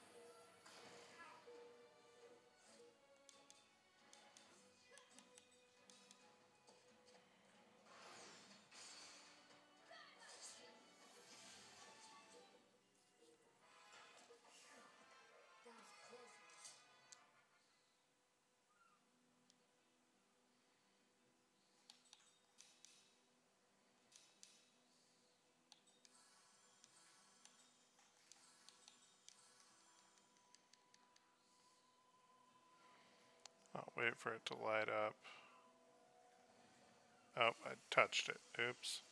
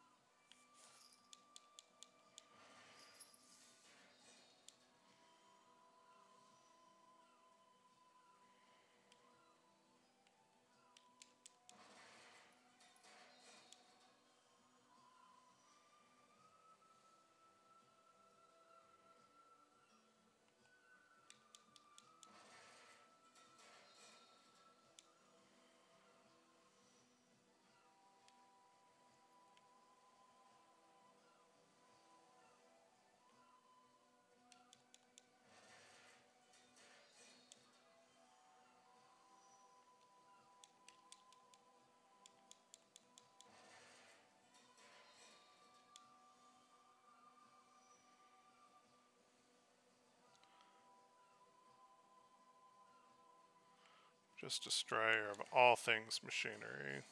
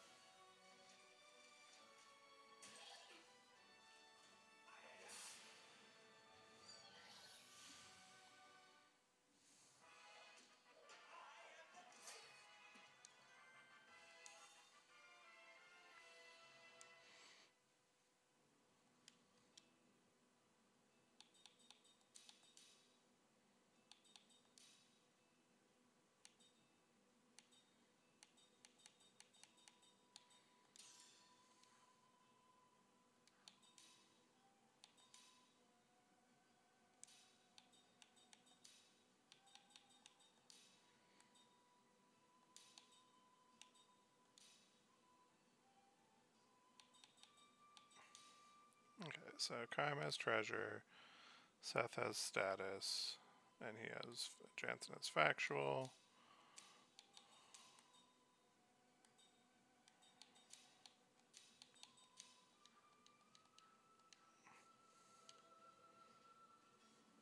And the good thing about those skills is that they're party-wide.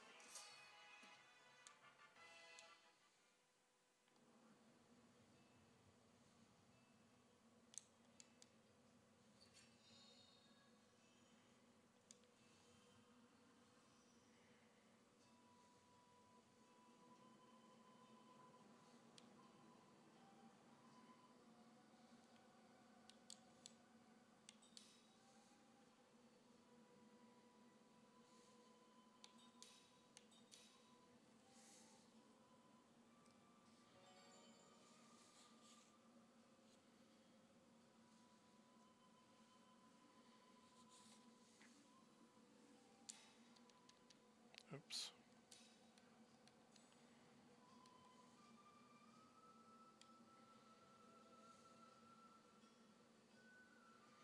Looks like Grandstaff's just ahead. There's no turning back now. You guys ready for this?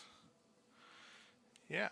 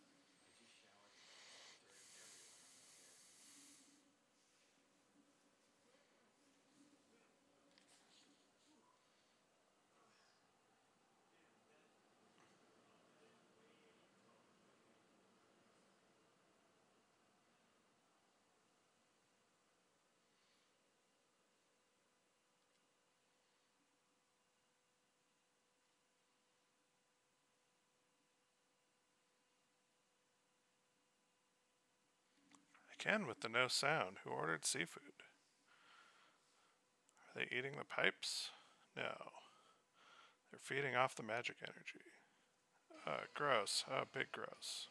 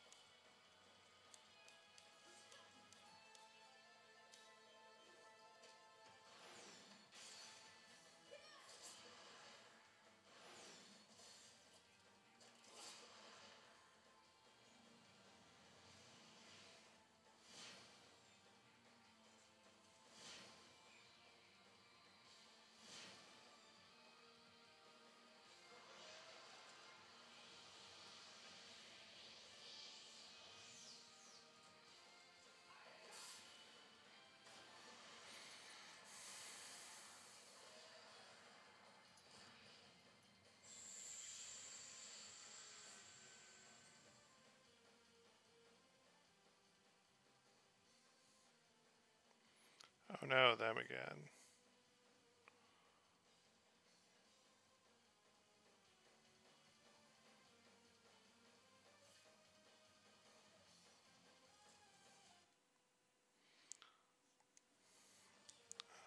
Let's see.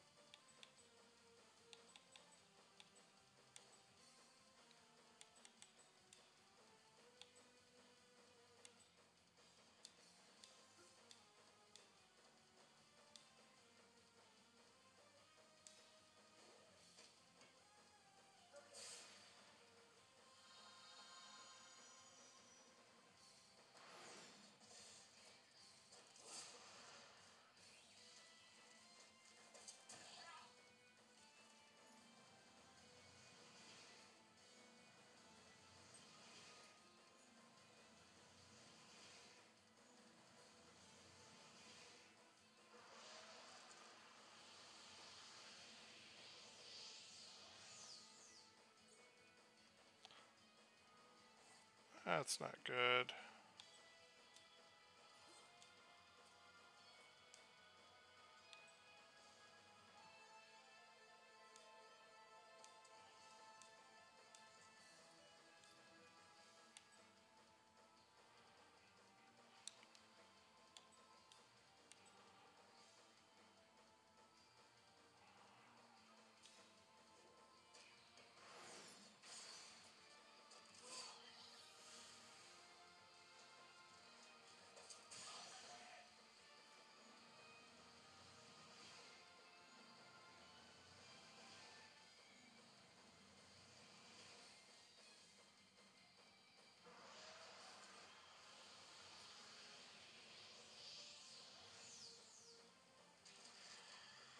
Oh, I used it the same turn? Oh, this is bad.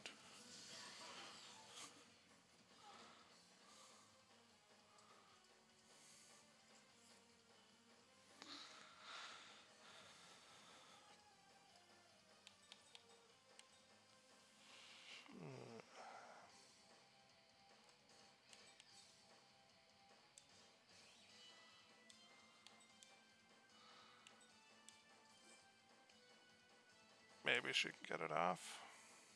Nope.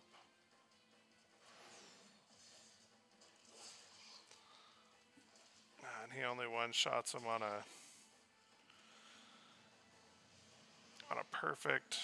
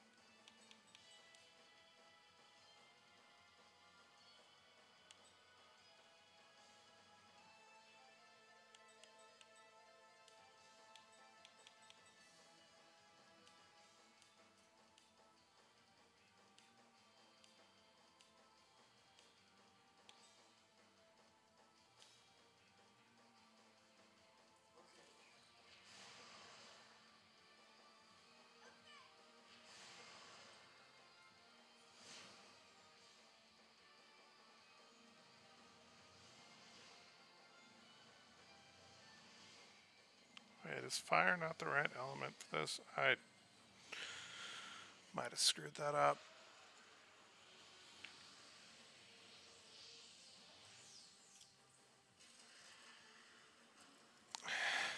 Yep, it's the wrong element for it.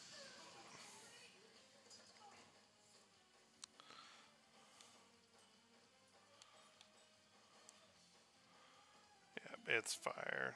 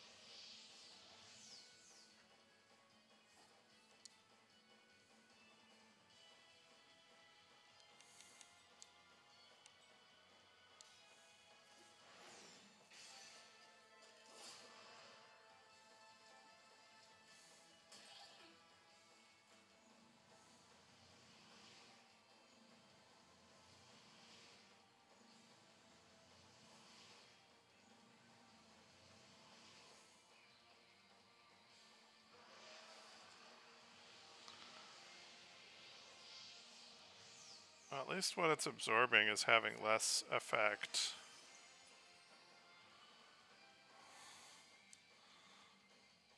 So if he attacks it and she uses my other aqua weapon.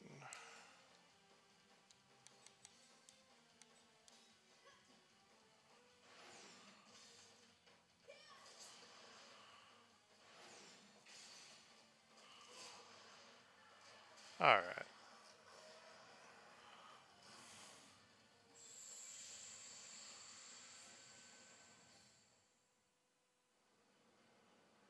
the heck was that monster doing here? No one said anything about this. Worried about the damage this thing sustained. It's out of control. Just take a look around, Kyle. I'll peek at the entry route.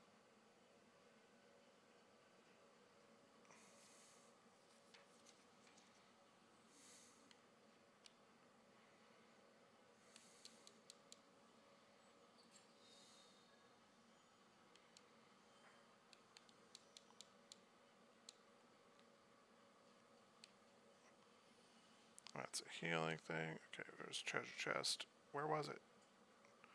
I saw it. There it is.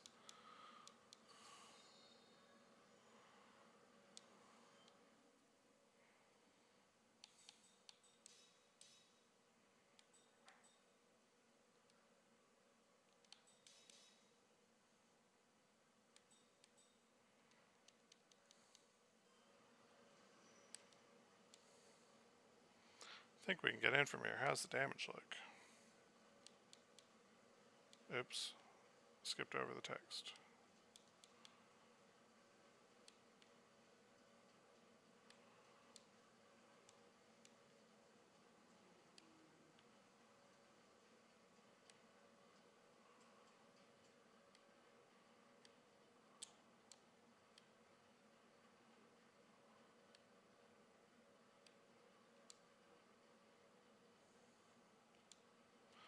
Crack runs along the pipe.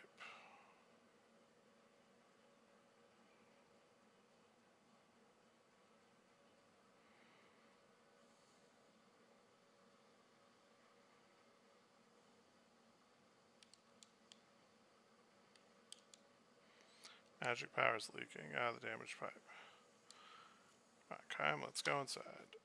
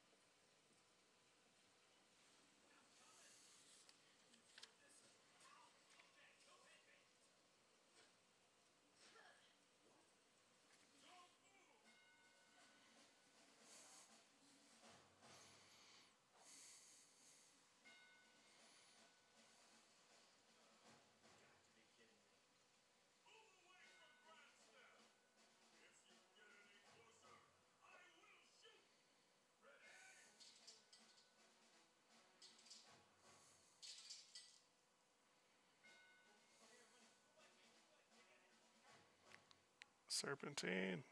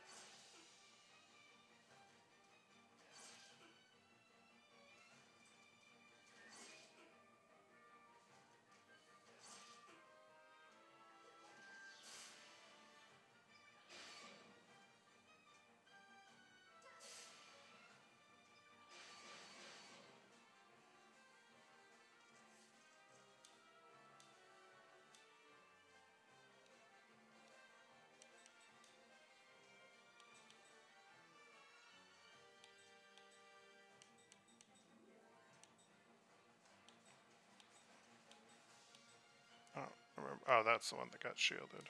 I'll go for it.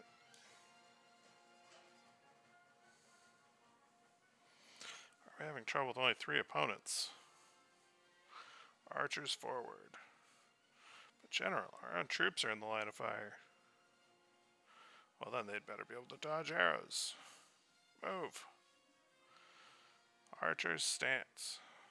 Yeah, I'm gonna have to look up why the mid-battle cutscenes aren't working. Aren't playing voices.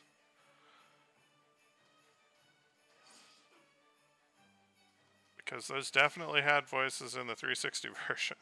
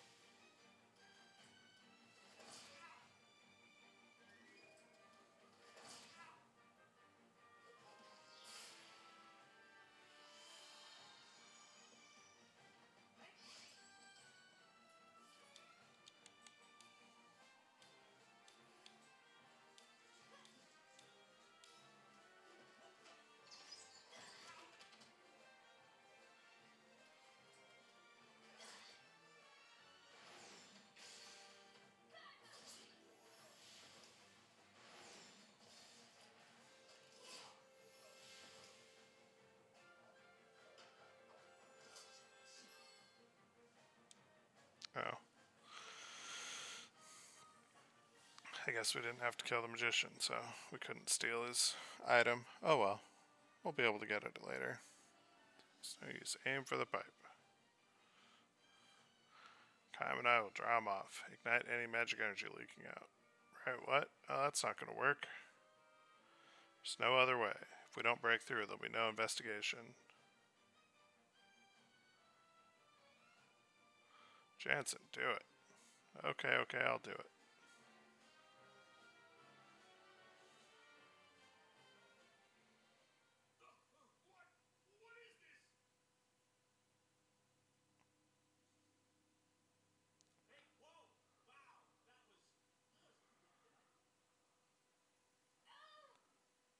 The controller's vibrating, but there's no sound effects. This is...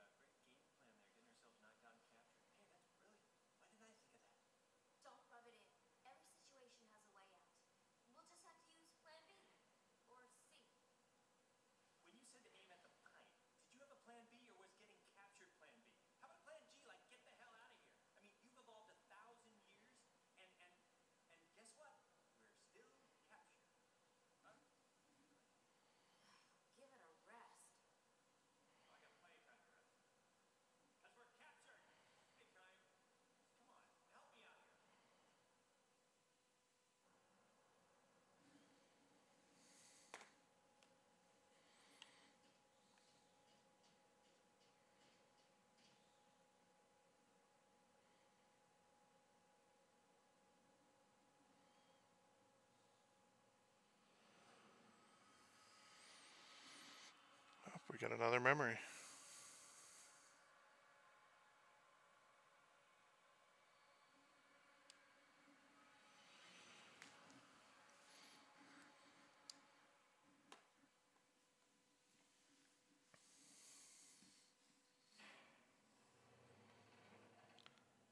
They live in shells.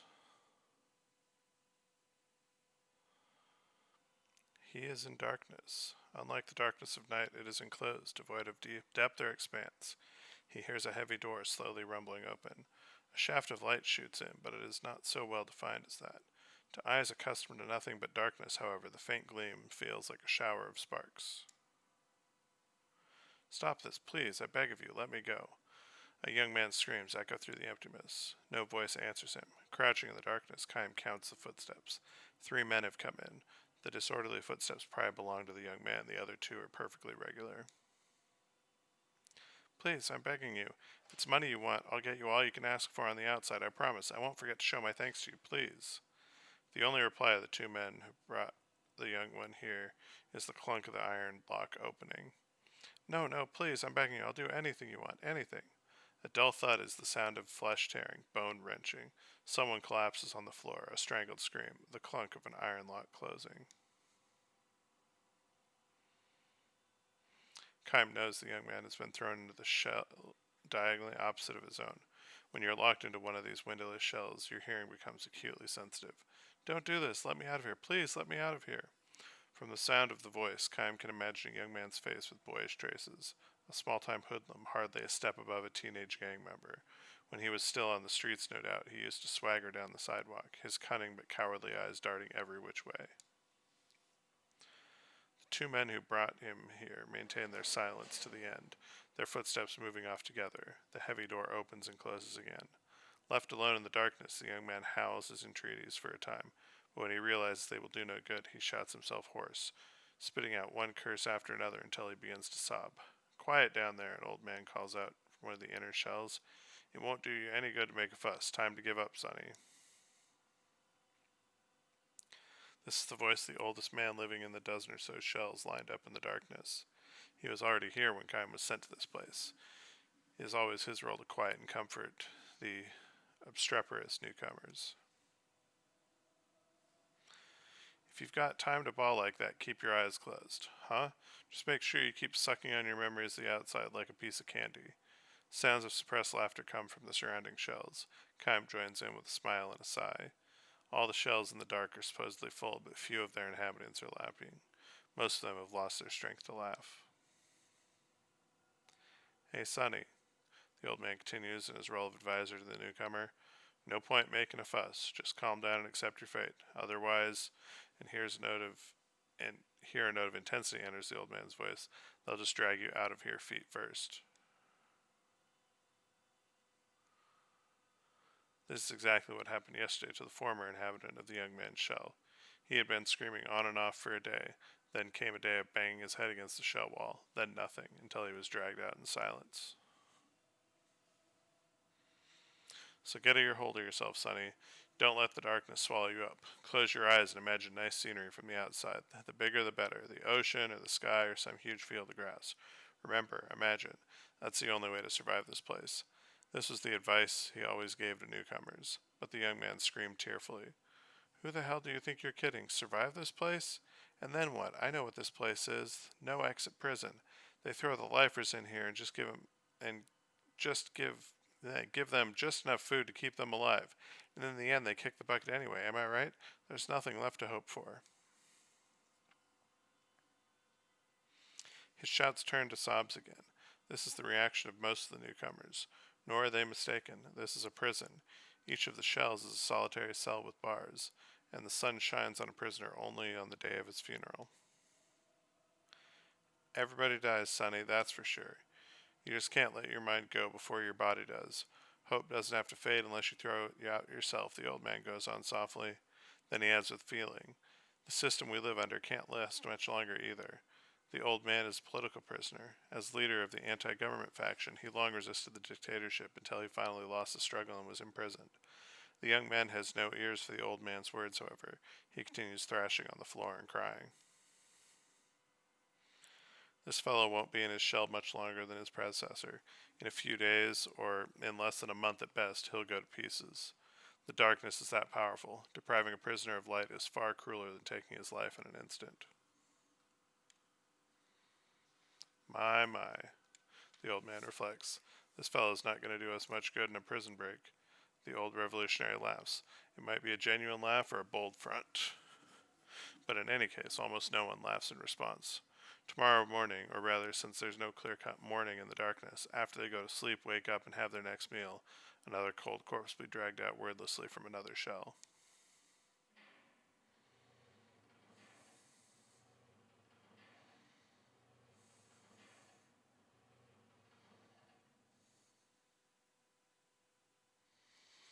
Hey, listen, how many of us are here now? The old revolutionary asks. Answer if you can hear me. I can hear you, Kime says. His is the only voice. Man, this is bad. We were full up a little while ago. The old man gives a dry chuckle. Kime asks, I wonder if something's happened out there. Maybe so, answers the old revolutionary. If you ask me, this would be about the right time for a coup d'etat or revolution. My boys aren't going to keep quiet much longer. What was your name again? Kime? Have you noticed what's happening? How there used to be a lot more guys getting thrown in here until a little while ago, and most of them real nobodies, not worth sentencing to life? Sure. The young man was one of them, nothing but a small-time crook. It just so happened that the storehouse he broke into belonged to a rich man with ties to a powerful politician. This was the only reason they put him in a shell. The shells always used to be full. They would throw a bunch of men in here and they would die. And then new men would come and they would die. The young man was one of those. The terror of being enveloped in darkness was too much for him, and he went to pieces. He was apparently having hallucinations at the end. I'm coming, Mama, I'm coming. Wait for me, please, Mama, he repeated over and over like a child. Where are you, Mama? Here? Are you here? He then gouged his eyes out with his bare hands. I figured things were getting scary out there, the cops losing control, so the government was really starting to crack down, which is why these shells were always full.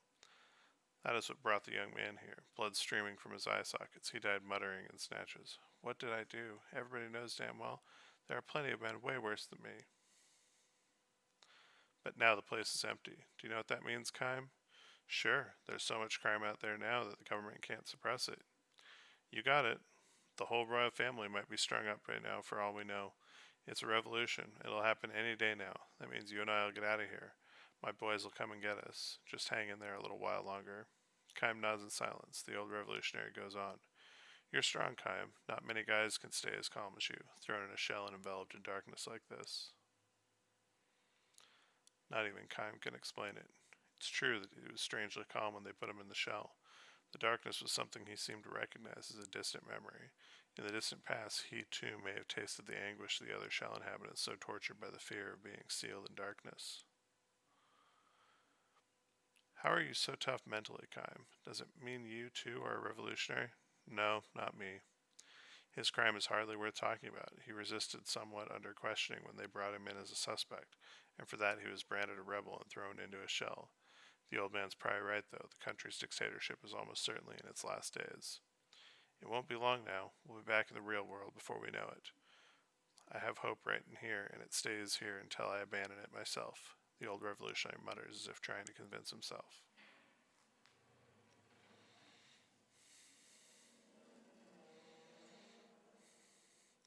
The prison falls soon afterward. Armed young men come charging into the darkness and open the shell's barred doors.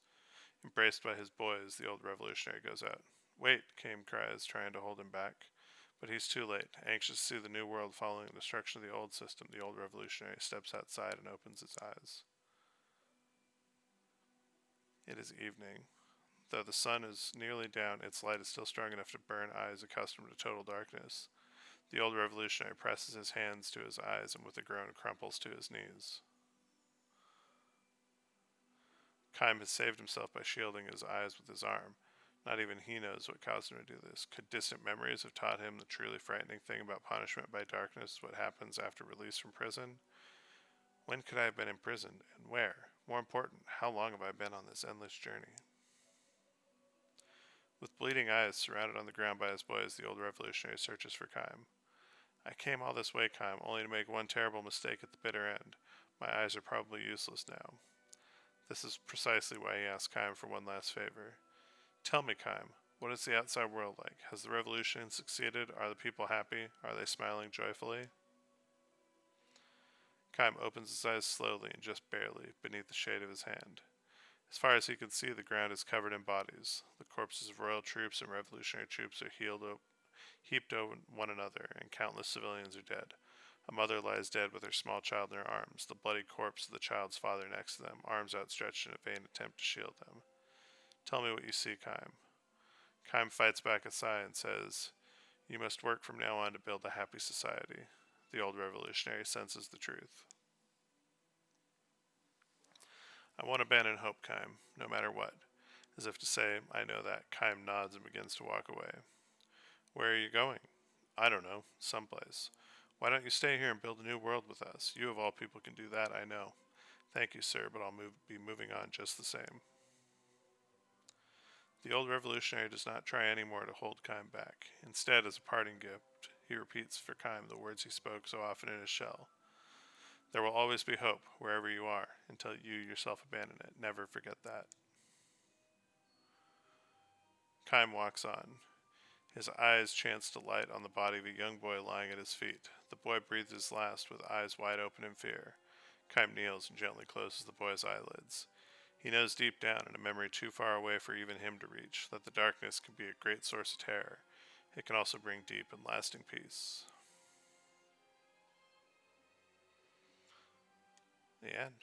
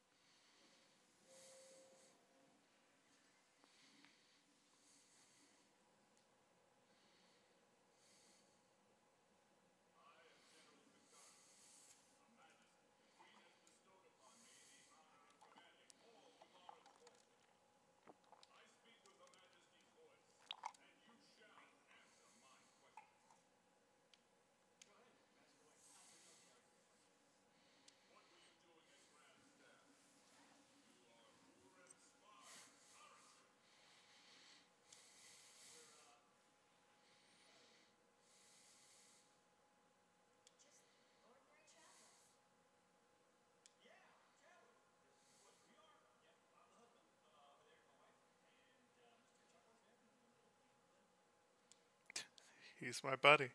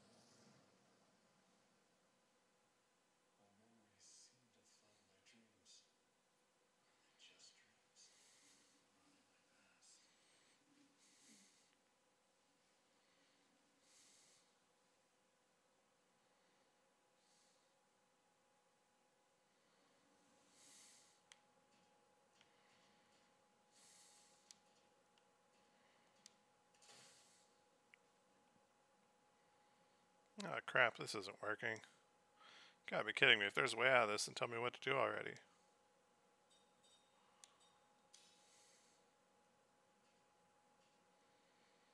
Oh, it's just a rat. It scared me for a second. Huh, it's holding something in its mouth.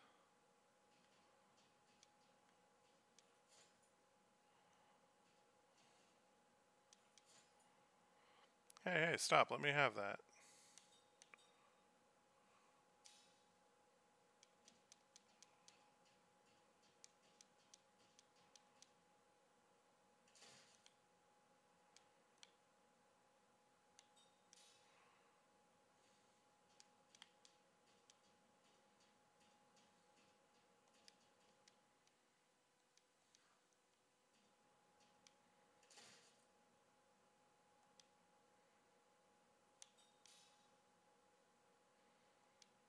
Is this a rat's nest?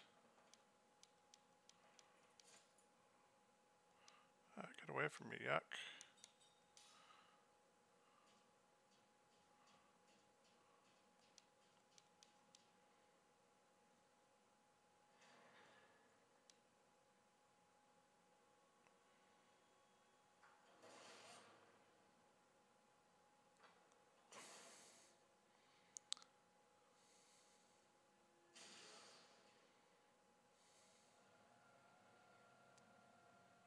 I wanted to pick up the item. It's sitting there flashing.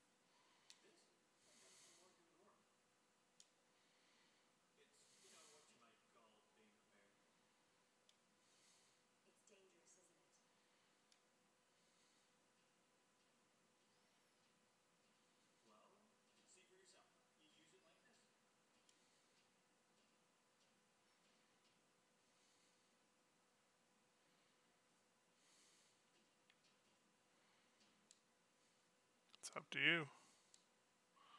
We're defenseless without our weapons. Might as well give your plan a shot since we don't have many options left.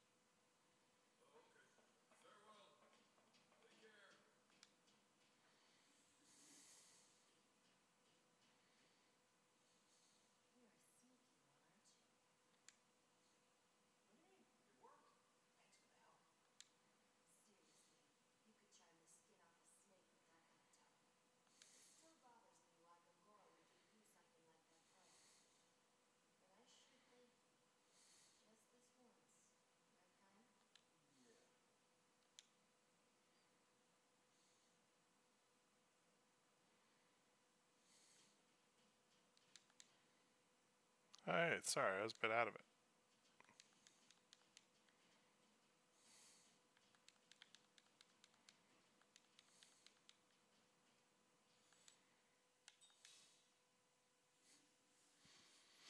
Yep, I'm actually going to stop streaming as well because I got to get some dinner and do some other stuff. And I don't think I'll be able to play more tonight, but I'll be on tomorrow for a bit.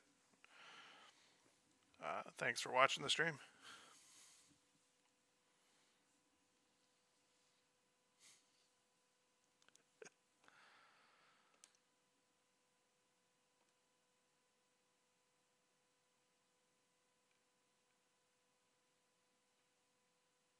All right. Yep. Have a good night. Have a good dinner.